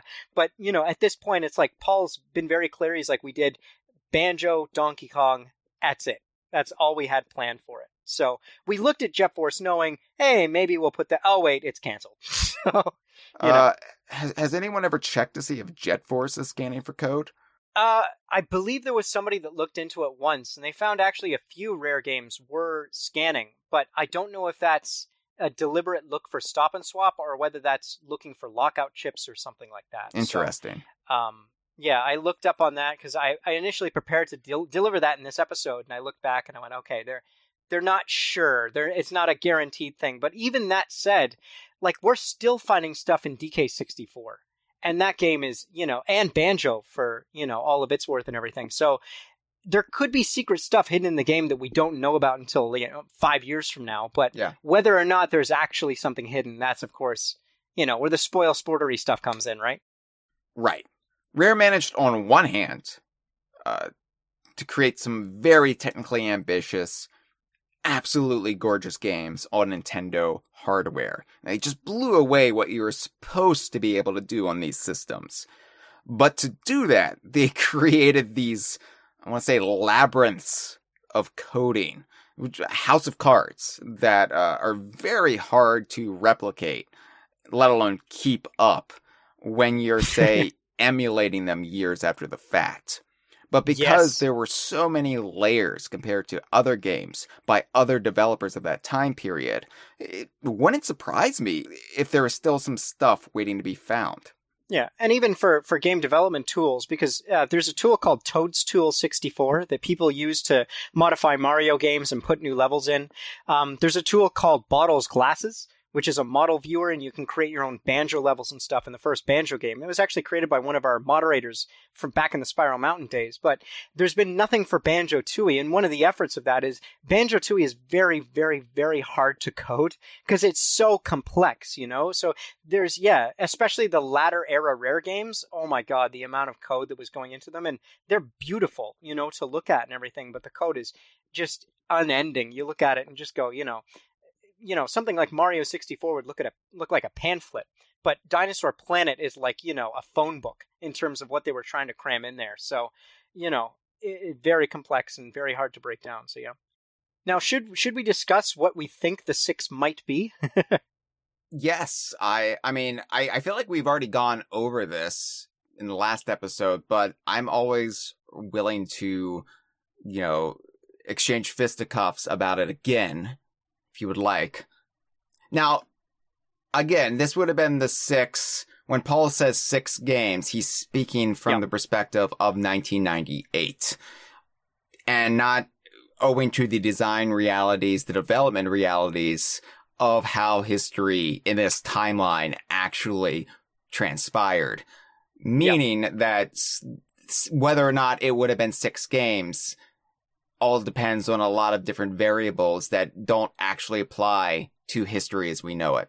Yeah, the games that we got and the games that were planned were very different. And this is before Mickey Speedway was even a vision, like they had a lot on their plate in September of 1998. So I don't know if you saw it. I went on Twitter and I posted an aerial view of Manor Farm, the original Rare headquarters.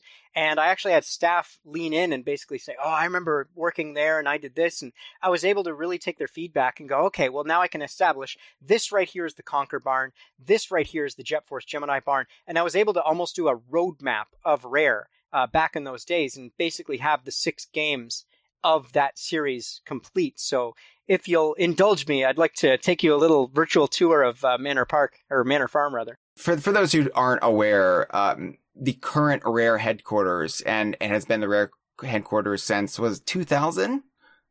It was actually during the development of Donkey Kong 64, I found out. So they would have, like Jet Force Gemini would have released Being like as a part of the transport. So they basically started DK64 at Manor Farm and they finished it at Manor Park. Yeah. So that's how tight that was. Manor Park, for those who aren't aware, is the current Rare headquarters. Manor Farm is where Rare used to be headquartered, and whenever we speak of the barns at Rare, it's because they were literal barns. Yeah, that the barns and stables. That the teams were working out of, refurbished barns and stables. So they moved to a more state-of-the-art facility in Twycross, and they dubbed it Manor Park as a tribute to a Manor Farm, the Manor House that they used to be at. And then the barn vernacular remained for the teams up through I guess the mid to late 2000s. But yeah, like that all stems from the fact that they were literally working out of barns until they moved to this more high-tech facility. And we've had the incredible fortune of actually walking through those barns, the new ones at Manor Park.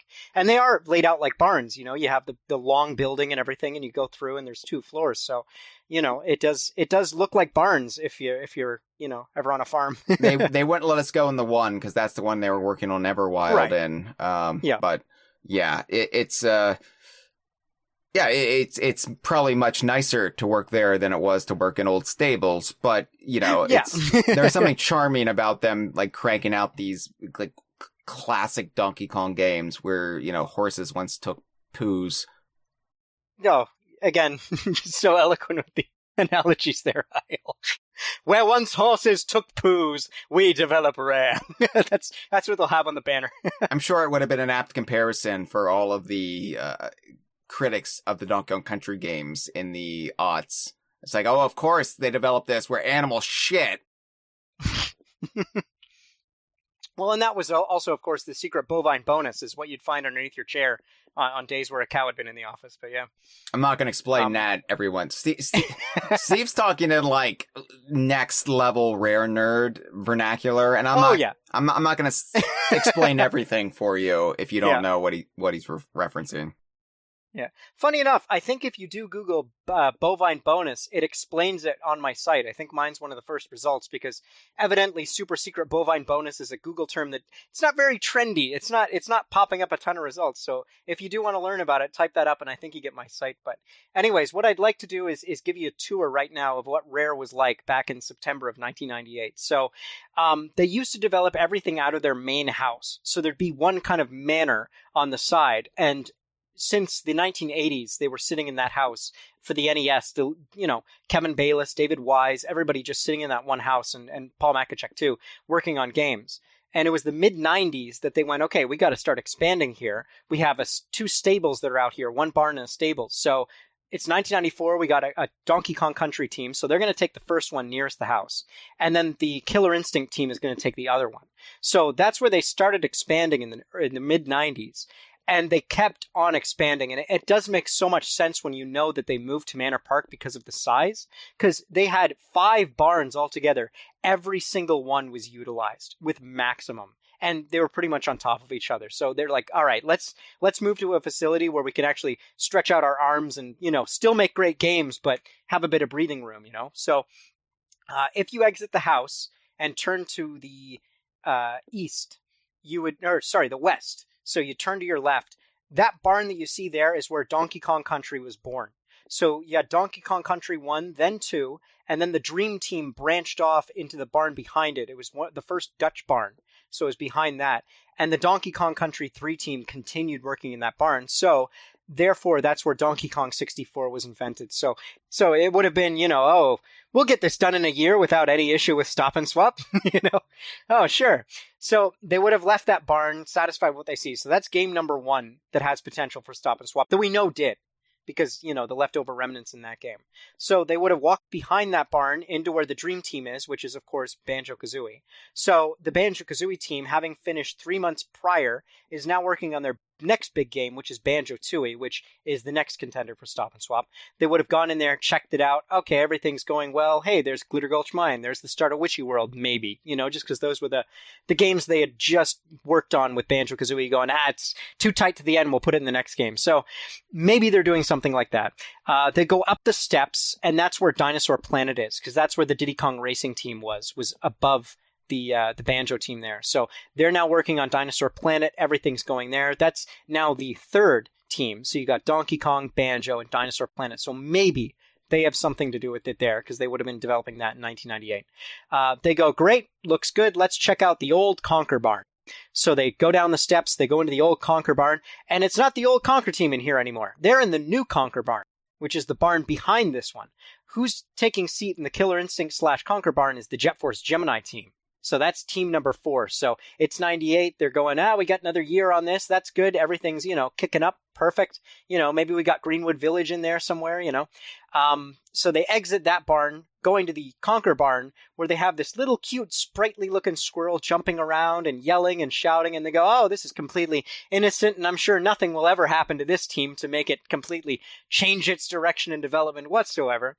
So that would be game number 5. And then lastly, the final barn they go to is they go, let's check out Alien Intelligence, see how they're working out, which at that point, the Blast Course / GoldenEye / Old Audio barn was now the Perfect Dark barn. So that gives us game number 6.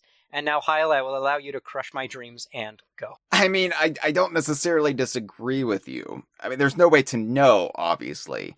Because when you're trying to break down 6 games from the perspective of 1998, then you don't have a lot of options to choose from.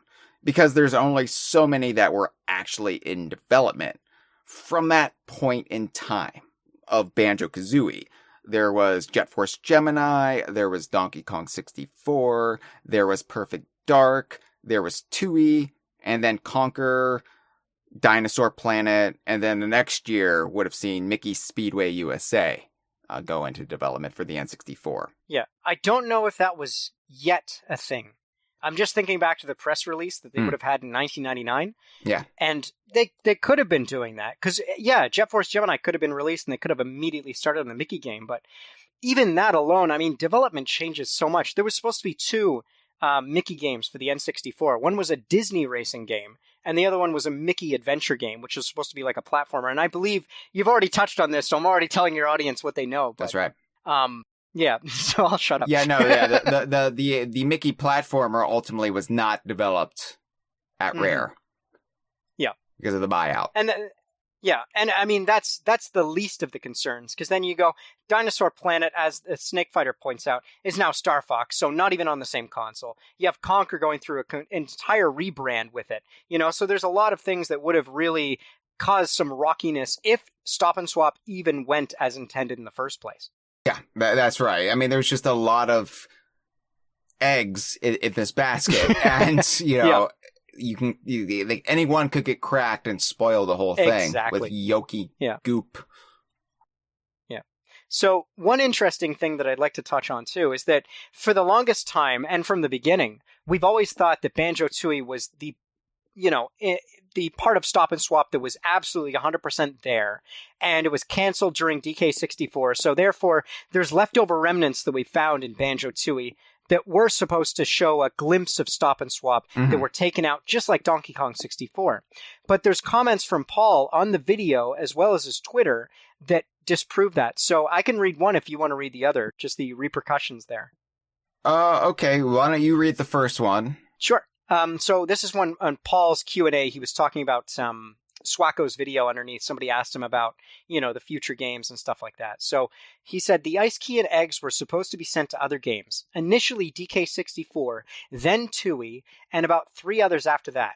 Work had happened in Donkey Kong 64, and Stop and Swap was canceled shortly before that was finished. So there are some legacy Stop and Swap bits visible in DK64. Sideline, that would be the Ice Key, the chamber, all that kind of stuff, the golden statue. But this is the most important thing, continuing with this quote, nothing ever got into Tooie. So I don't know how literal to take that, Steve. That is true, whether he's talking about programming or what. Right. And Paul's a very technically minded fella. So I could see while there might be some architecture carved out that might have facilitated Stop and Swap in Tooie, obviously nothing remains in the code. Nothing remains that can be extracted or exploited if you hack into it. There's nothing to find there. It doesn't mean that the developers didn't set anything aside or had gone forward with ideas they had rattling around, caveats for the future. It just means they hadn't actually gone in under the hood to make it happen in a very real sense. Yeah, I hope you're right, because it gives me some hope that, Banjo-Tooie does still have some remnants in there, and we found them mostly. It's the ridiculously secret area, Gruntilda's tower room and stuff like that, and it would make sense if that originally had a Stop and Swap purpose, and then reactive to Donkey Kong 64, they said, you know what?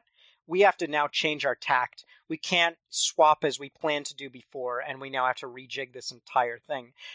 Ironically, though, in a funny way, Donkey Kong 64, they reacted and said, oh no, your game is coming out very soon. Strip it. Take it all out. Every little bit of it. I don't want any Stop and Swap remaining whatsoever in this game. But the Banjo-Tooie team had an exact opposite problem, which is, hey, we promised items would be in this game, so there's no connection now. I want you to put everything in this game. I know that we only planned, maybe, to put the pink egg in this one, but you're now getting the pink egg, the blue egg, the ice key, the yellow egg. Just put it into this one now. So they're frantically trying to, hammer those out there. So that could have seen some change in development where maybe they did want to go to Gruntilda's old lair or do something there and said, oh no, we got to put 4 of these things in now? Oh man. So I do hope you're right in that, it's only code, maybe scanning software that wasn't ever put into Banjo-Tooie, as Paul says. So there is that. The bit that you wanted me to read is from Paul's Twitter account, reacting to a tweet asking about the potential for development in Tooie before it was massacred in Donkey Kong 64. And Paul said, the first thing you do when starting to develop a sequel is not work on Stop and Swap. There's a whole game to focus on. And while I do agree, obviously, I still think he could be speaking from a technical coding perspective rather than things in Tooie that the artist wanted in there. And it's also hard to say because so much of what the Greg Mails-led team liked to do was include things that had no traditional benefit to gameplay or the game structure. There's a lot of things in there that are just in there to enrich the game world itself, to enhance the experience of the gameplay, which could then be misconstrued as, oh, that must be in there for this ulterior purpose. And a lot of times it's just them world building. So it gets muddled a bit, doesn't it? Because what I really love about this team at Rare in particular, and Greg Mails' design ethos, which we're actually going to be discussing on an upcoming conversation, is that Greg wants you to feel things when playing one of his games. And it's not just cold, hard logic with Greg. A lot of it, I want you to have these emotions. I want you to have these human feelings in this game world. It's not just about the mechanical call and response to this electronic obstacle course. And that's done in making you believe in the game world, right? Making sure you don't have these obtrusive video game bits in a game that would prohibit you from feeling like you're in a living, breathing environment. And this philosophy trickles down to other Rare teams at the time, and I feel like the spirit of it has continued on. Obviously, with Sea of Thieves, because Greg was creative director in the early days of that game, but also now at Playtonic, you see a lot of that philosophy in things like the ukulele games. But you have stuff like Captain Blackeye in Banjo-Tooie, and he's just sitting in this room that's decked out in Stop and Swap paraphernalia, specifically the Treasure Trove Cove bits, Shark Food Island, the Pink Egg, and Captain Blackeye pretty much serves no purpose. No.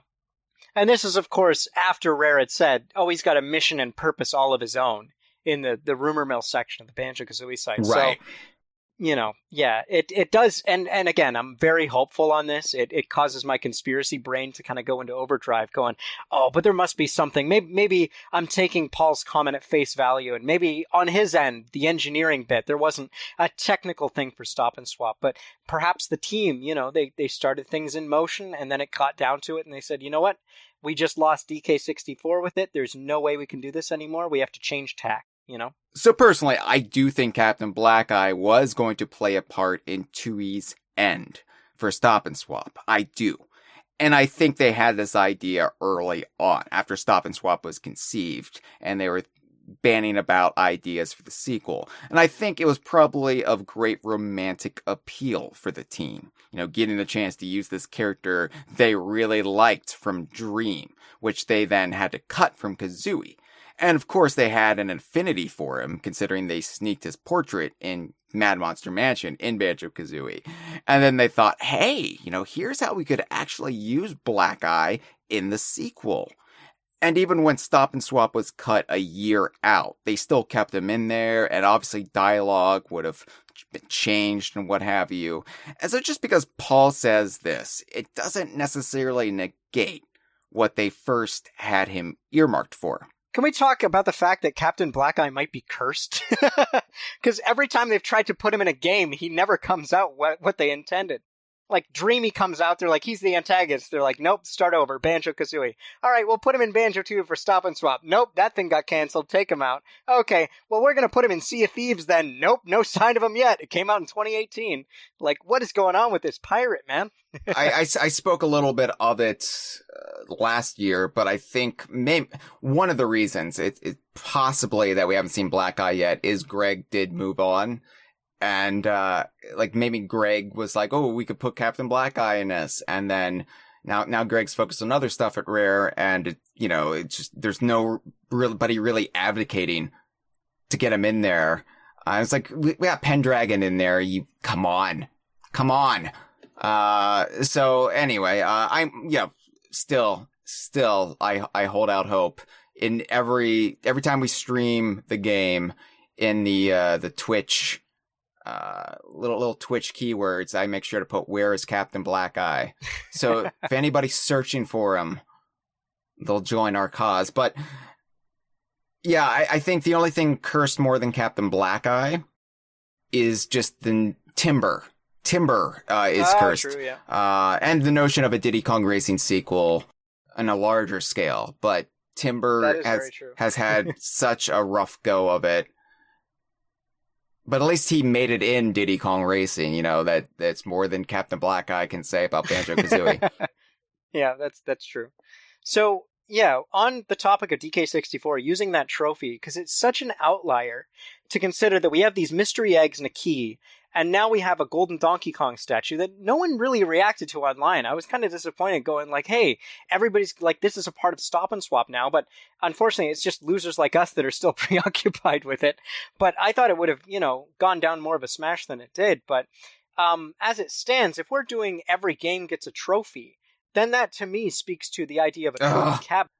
These millennial games, everybody gets a trophy. Yeah, true enough.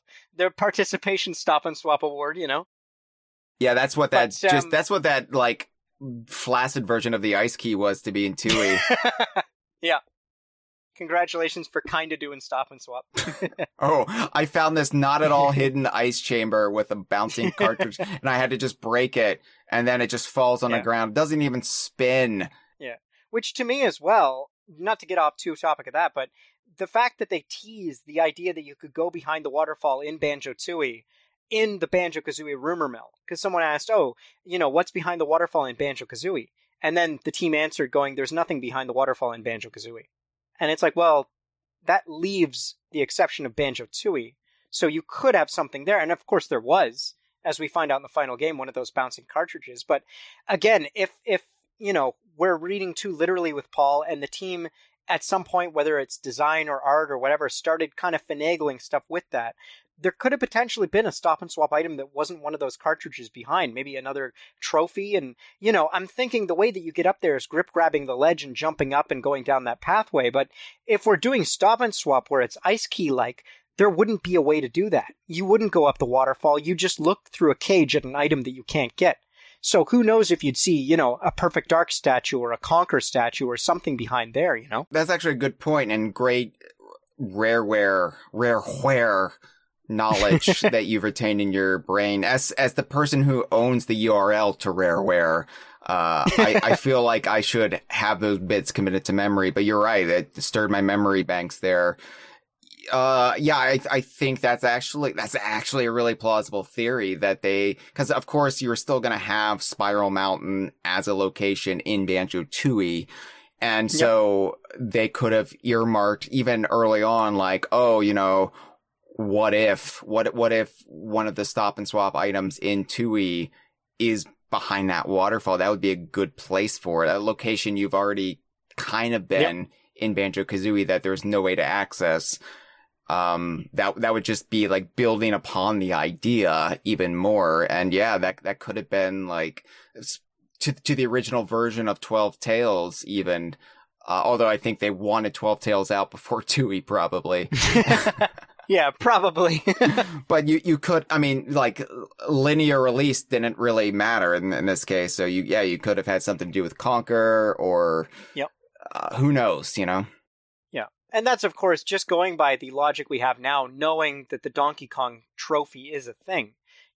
Who's to say that every game had their own additional thing on top of that? Like, this is what It has to now, Steve. Yeah. Oh, you think it's all trophies now? not trophies, but objects that would make sense for that game. So in this case, it probably wouldn't be anything related to Conquer. It would be related to Banjo-Kazooie that you could then take into, say, Conquer or another game. But I do like the idea, like the symmetry of like all the other games, like the ice key is the big item in Kazooie. The Golden Kong statue is the big, you say trophy like it's just this trinket, but it's a relic like Indiana Jones would wiggle his fingers for. If we want to be fair and give it a proper name, technically, it would be the Donkey Kong Golden Bust. But considering that we already have a golden bust with a lot of Donkey Kong stuff and a big golden ass for Donkey Kong, because it is just his head and a little bit of shoulders. So. Right, it should have been his ass, if we're honest. Like, that's the most golden part of Donkey Kong. Exactly. It is like, I do like the symmetry though, like, each game would have its own lust object, effectively, where, like, you have the question mark eggs in Kazooie that are all kind of hidden away, but then you have one object that you can gaze at in each game that you can't reach until you unlock it with another game. That is just the most tantalizing. That would really. See, here's what Rare's doing. Here's what's so brilliant about this in a very evil sort of late stage capitalism sort of sense. Because, good old FOMO, eh? Yeah, because Rare, what they do is they train us. They wean a generation to be completionist by saying, well, you've got to get everything in our games. Every last music note, every last banana. And now you've got to get every last game we released on the system to get everything as well. It's devious. Just ingenious. It is. And the fact the ice key goes through them all, you have to get them all now. So, in an era where Pokemon was kicking off and being a big thing where you had to have both games, I can see myself going rabid, going, well, I gotta get Perfect Dark, I gotta get the ice key in that one so I can unlock something in Conquer, So the ice key was going to go into all of them, just to be clear. Yeah, as far as I know, yeah. Like, they had, at one point, actually, there was 7 eggs. There was no ice key, it was just 7 eggs. And it was during the development of Donkey Kong 64, they said, well, hold on, we've got a nice level here with Freezeezy Peak, and we got a nice level here with Crystal Caves. There should be something like that attaches those two together that's a big item, like it's different from all the other eggs, because it's the one super secret bonus. That's how they looked at it. And they said, well, looking at a lock and key metaphor that we see in the patent there for Stop N Swop, they go, well, if we had a locked door in Donkey Kong, and we have a key in Banjo-Kazooie, I mean, that's logic. That works. That you'd want to get that key in Banjo, and you'd want to open that door in Donkey Kong. So if you could somehow give that key to Donkey Kong, you unlock the door. So it was as simple as that. And then that's when Paul was saying it's the one item that gets passed beyond. And even in the quotes he was talking about, he says it goes from Banjo to Donkey Kong, then to Tooie, and then 3 other games after that. So that was the big plan for the ice key. It was unlike anything else. Like, the eggs were just going to go to their games they were intended to be delivered to. They would hatch. You would get the item that was meant for it, and you go, cool, I've just stopped and swapped with that, and that's great. But the ice key was that one level up feature where it's like, and actually, speaking of cruelty and kind of evil with Rare, we were all told on the advent of Banjo-Kazooie that, hey, you've 100%ed the game, that's fantastic. Here's some sneaky little risque Polaroids of Mumbo showing you off these locations in different games, and you have to wait for Banjo-Tooie to get these, right? It could be that you get Banjo-Tooie, and then you go, wait, I have Banjo-Tooie, I have Banjo-Kazooie, but I cannot get the ice key with these 2 games. I need Donkey Kong 64 to set the events in motion that I can actually get the key to pass to DK to then pass to Banjo-Tooie. So that's where that could have fit in if they were being especially evil. I think I know what the ice key would have done in Conquer. What's that? Because all of the Rare characters would have handled it before it got to Conquer. Lanky Kong sneezes on the ice key. And from there, it carries this virus, this funny face flu that's preserved because the key is so cold, right? And Barry, it transmits to Barry. The funny face flu jumps from Lanky Kong, who's basically immune to it, but he's a carrier, and it jumps to Barry. And to Chipmunks, the funny face flu is lethal. And this is how Barry would have died in the original 12 Tales Conquer 64. The original canon in the world that Stop N Swop still would have existed in. Lanky Kong would have infected Barry with the ice key. Yeah, this isn't even speculation. This is fact. You've solved it.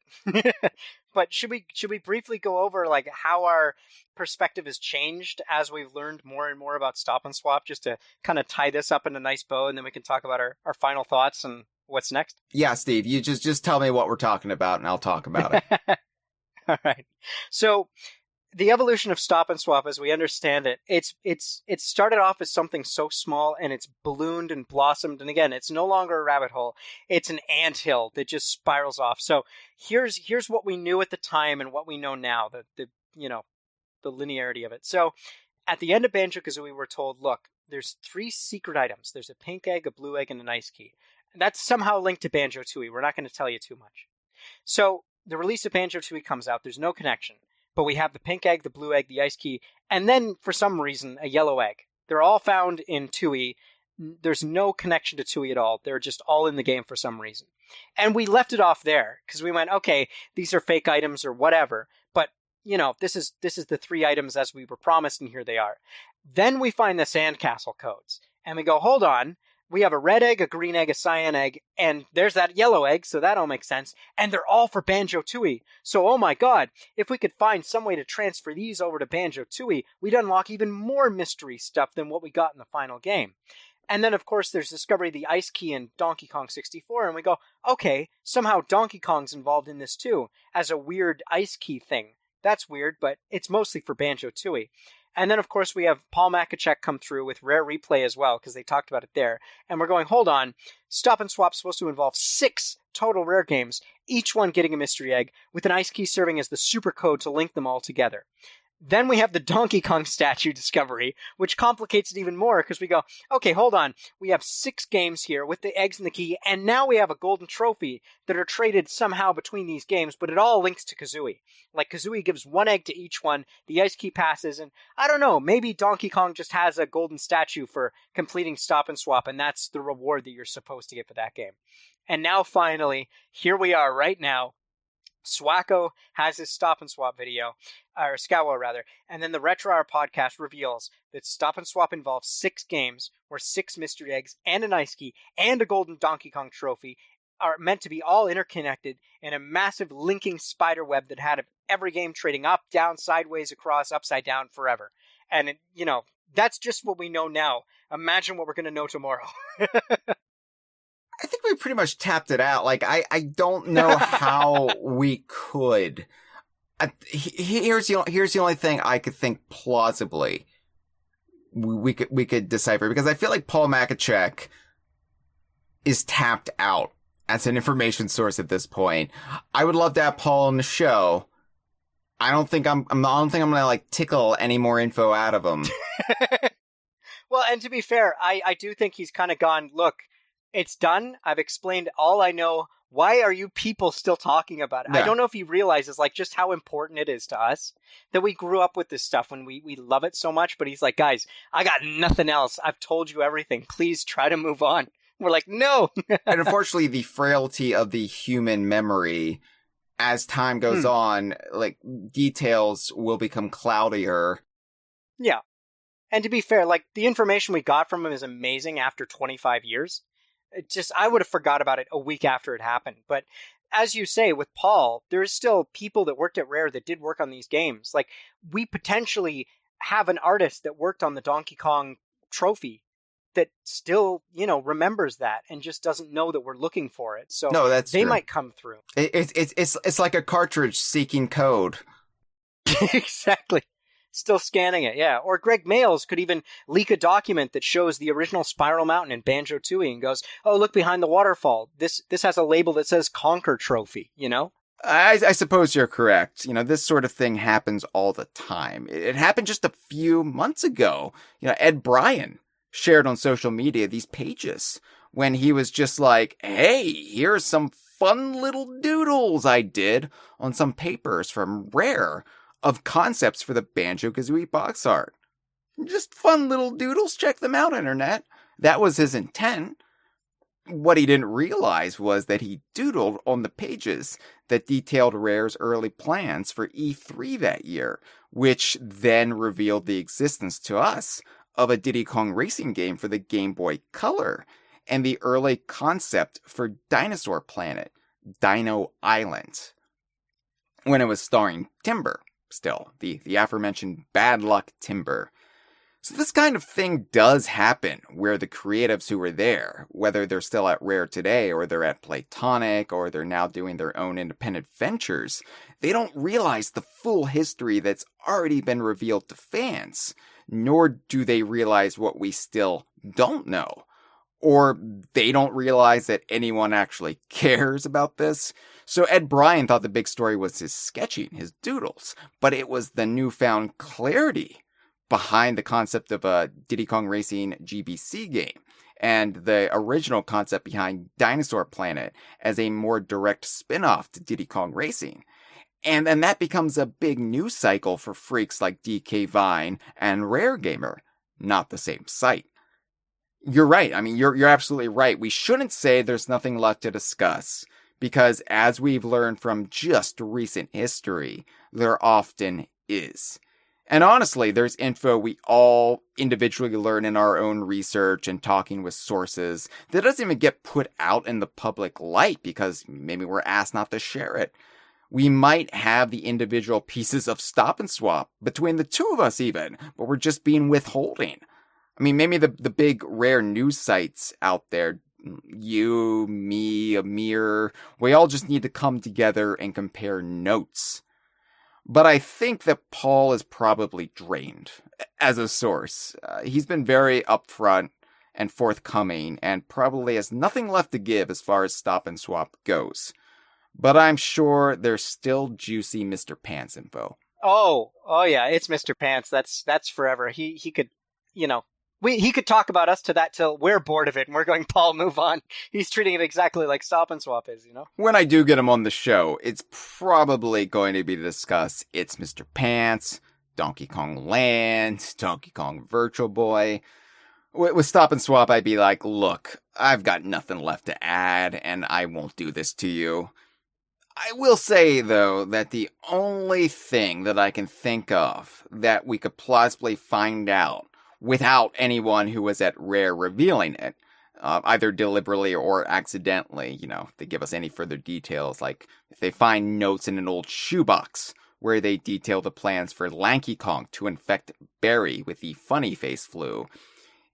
The only thing we could find out independently still is if your theory is correct and Jet Force Gemini was indeed part of this.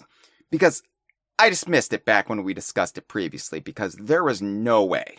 Not with what we found out about when Stop and Swap was canned. Not when we found out that Donkey Kong 64 was what tipped Nintendo off.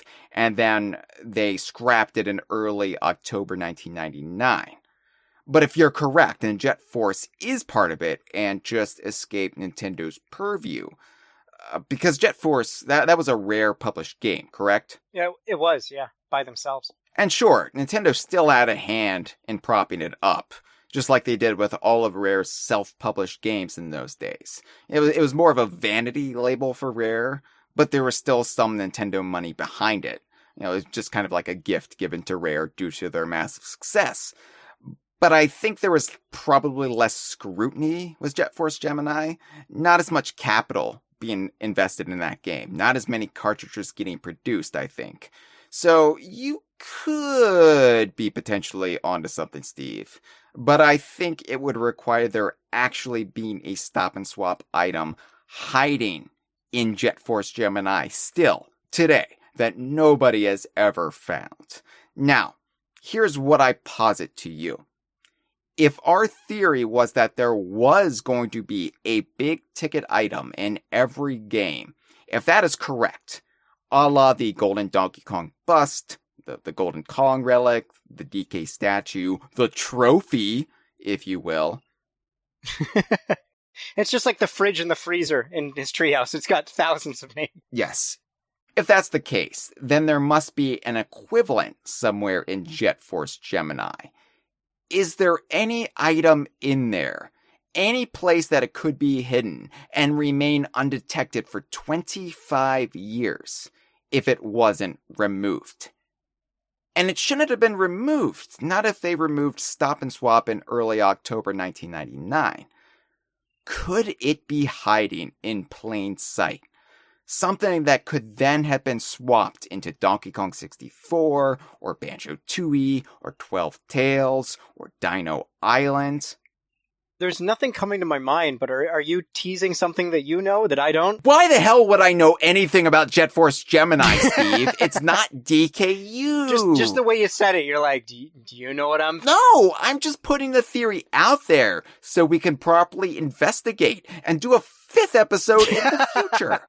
This is me holding out a Polaroid. It just hasn't developed yet. Well, the thing is, too, with this entire thing, when we started this Stop and Swap conversation way back in the day, our very first episode, we literally thought we knew everything there was about Stop and Swap. Like, this was just a, hey, wouldn't it be cool if we kind of touched on this amazing feature and just offered a retrospective for the fans, because it'd be kind of interesting to talk about how it was involved. And now we're on episode 4. Like, you know, new news keeps on coming out, and like a lot of it, as we know now, has been in the past 5 years. Yeah. You know, like, this feature was dead in 2000, right? 1999, 2000, technically. But, like, how much stuff is coming out in 2019? You know, this shouldn't be happening, but it does. Like, it's amazing. So, you know, as far as people data mining and looking further, hey, maybe you're right. Maybe Jet Force Gemini, someone's going to pop up and go, hey, I just realized it was looking for this code from Donkey Kong, so I put it in my emulator, and guess what? It just popped up in, like, in Mizar's Palace in the pyramid. We just see this, like, golden statue pop up of Tricky from Dinosaur Planet. And now I'm going to hack that game because that game's been leaked. And oh my god, there's something in that game too. Look at this. It's a Banjo-Tooie statue. Oh my god, I just found out that Banjo-Tooie was looking for this had it not been scrapped. Like, there's so much that could still be out there, you know, to keep it interesting. This is the fan fiction that Steve writes, by the way. And your Lanky Kong snot ice key was not? That was just a valid theory. Just a shot in the dark. Oh, of course. But what would it do for me? Like, what would this do for my psyche if someone, I don't know, puts in their own code in Jet Force Gemini, and we find out that behind a wall somewhere, behind a door that's never been opened before, just out pops, Tricky or something, you know, the Tricky from Diddy Kong Racing. Does that mean that Tricky is technically in Jet Force Gemini, even if you can't access him legitimately? Would that make Jet Force DKU, even if you can't actually get to him by legitimately playing the game? What a great philosophical question that would be. Yeah, true, eh? Yeah, it's got a lot of repercussions. What a quandary that would be, and I would welcome the challenge. I love little mental puzzles like that. But yeah, in the live stream, the Snake Fighter 64 says, it's too bad Killer Instinct Gold was too late to be part of this. Yeah, it's a shame that, as Paul said, Diddy Kong Racing had already shipped, because Diddy Kong Racing is the most logical start of it. If we're talking about this, like, spider web, I've likened it to a daisy chain before, of Rare games and this Rare shared universe, which is what Diddy Kong Racing effectively established. Diddy Kong Racing as sort of the hub, as the nexus of all of it, that would make more sense than Banjo-Kazooie being the first one. But yeah, like, you go back and you're like, oh, it's a shame Killer Instinct Gold or Blast Core couldn't have been included. GoldenEye as well. GoldenEye, that would be like, well, I'm sure the rights holders to Bond, the Broccoli's and what have you, would have, like, frowned upon. I'm amazed they got DK mode in there. Yeah, true enough, eh? They're so precious when it comes to Bond, and the only reason we got Bond back on, I mean, this Bond, Pierce Brosnan Bond, GoldenEye Bond, the only reason we got GoldenEye back on the Switch and the Xbox is because Daniel Craig died. His James Bond died. In the movie. Spoiler, I don't care, it's old now. I'm sorry. They're casting a new Bond now. It's probably going to be that one guy. So it like, you can only release, this is like a rule, unless there's a specific allowance. You can only release past Bond media, re-release it, or use the likeness of an old Bond in the inter-Bond period of between films. Like, the From Russia with Love game starring Sean Connery, technically after Brosnan had bowed out. Are you saying, then, that they're going to stop using the Bond that they have and they're going to swap it with another? Ah, I see. Wordplay. Anyway, that's our whole rationale why GoldenEye probably wouldn't be included in Stop and Swap if they thought of it earlier. But they got DK mode in there, so who knows? It's Rare. They probably would have hidden something in there, and then Eon Productions and the Broccoli's would have been like, no, you have to take out Stop and Swap. You can't have that in there because James Bond is pure.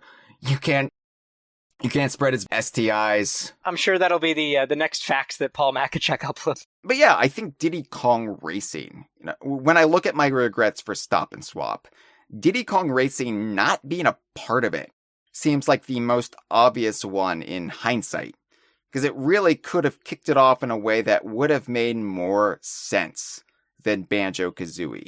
But it's all moot considering it never got off the ground to begin with. But you, Steve, you actually think that the refrigerator in the workers' quarters in Banjo-Tooie's Witchy World, with all of the refrigerator magnets on it, you think that could actually be something of a Stop and Swap Rosetta Stone, right? Yeah, and if Paul is correct in saying that there's nothing left, then this might even just be a tribute. But I do find it odd that if you go into Grundy Industries, you go into the workers' quarters, you find a fridge next to a mirror, and on this fridge, for those that don't know, is a bunch of fridge magnets for the various Rare games that were being developed at that time. So at the very top, you've got the PD logo for Perfect Dark. You've got DK right next to it on the right for DK. You've got BT, that's Banjo-Tooie underneath Perfect Dark. And then right on the side, underneath DK and right beside BT, is the Jet Force Gemini logo. And as well, they got a portrait or a big poster of Vila hanging up on the wall as well. So, could this be part of it? Could this allude to it going like, these are all the games that we had planned before, the rug was pulled out? Or it could just be innocuous. But I think looking at the things that we have found in Banjo-Tooie, like, this could be a hint of a greater plan that unfortunately never came to be. And this is kind of their tribute of it, And look, if there was a freezer, I'm sorry, freezer, I know you're in a live stream chat. I keep saying freezer, but I'm not calling you out. I'm just talking about the freezer that would have kept the ice key cold in Donkey Kong's treehouse in Donkey Kong 64, obviously. Now, if there was a freezer plant, hey, well, this is a refrigerator planned to be in the workers' quarters in Tooie with a bunch of logos of Rare's N64 games on it. Maybe this would have been some sort of device that you would have gone to as a Stop and Swap transport hub from Tooie. Now, they did take off the DK logo, unfortunately, in the XBLA version and replaced it, swapped it with a BK logo. Rare's gotten a little bit craftier in the modern day with still referencing Donkey Kong stuff on their side of the DKU, doing it in a legally correct or ambiguous way, but some of the more blatant stuff that was in Tooie, owing to the fact that it was a Nintendo published game back in the day, it had to be altered when they did the XBLA version. So they also slightly changed the plush Donkey Kong that Bottle's child was holding. They made it look more like a chimp as well. They also did some other stuff. Did they remove the reference to Mario? I'm not sure, because you're talking about logo saying that Italian gentleman, right? Well, in the original, he actually name drops Mario. Oh, they call him an Italian gentleman in this one. Yeah, because I'm like, what did they change that to? So, yeah, they have censored that one too. I do have to say, though, with Banjo-Tooie, when it does eventually come on the Switch, there's going to be a whole new generation of kids that are disappointed with Stop and Swap. So we might, have another episode then when, maybe some Rare developer will speak out and go, I know you're disappointed. Here was what the original plan was. So, it could be when Tooie comes to Switch that we do eventually see that. Yeah, I've heard people hypothesize, do you think they'll make Stop and Swap work? And, no, I don't. I'm not suggesting that. But people do point out that you could do it with Nintendo Switch Online. And I'm like, look, NSO is run by a skeleton crew as it is, and nobody at Rare is going to go in and put in the significant work required to implement Stop and Swap in 25-year-old games when this is a straight-up emulation job. Already tricky, given the way Rare coded these games. It's a bare minimum situation.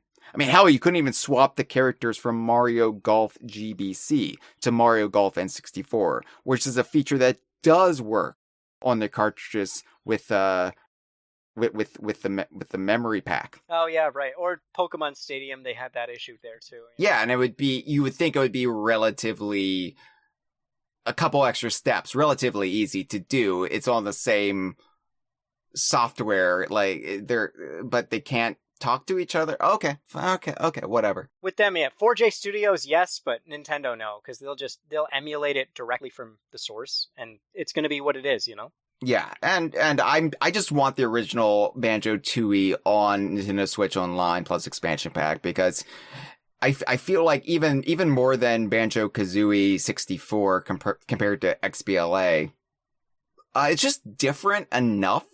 And yeah, you've got like the music syncing and stuff that people have a problem with in the XBLA version, but I honestly just want it because it's a game that I would like to revisit, like the N64 version, completely removed from my in the era disappointment that I couldn't go back to Kazooie. And it would be fun to just relive it with all of my disappointments firmly in the past. And I say that acknowledging that we're at the end of our 4th Stop and Swap episode in since 2019.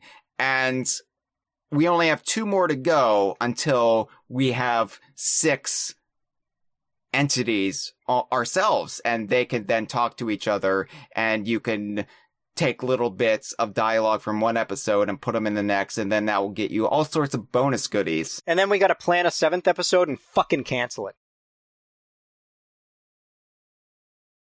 Is that the end? Are you done? This has been a File 2 production. Que rico.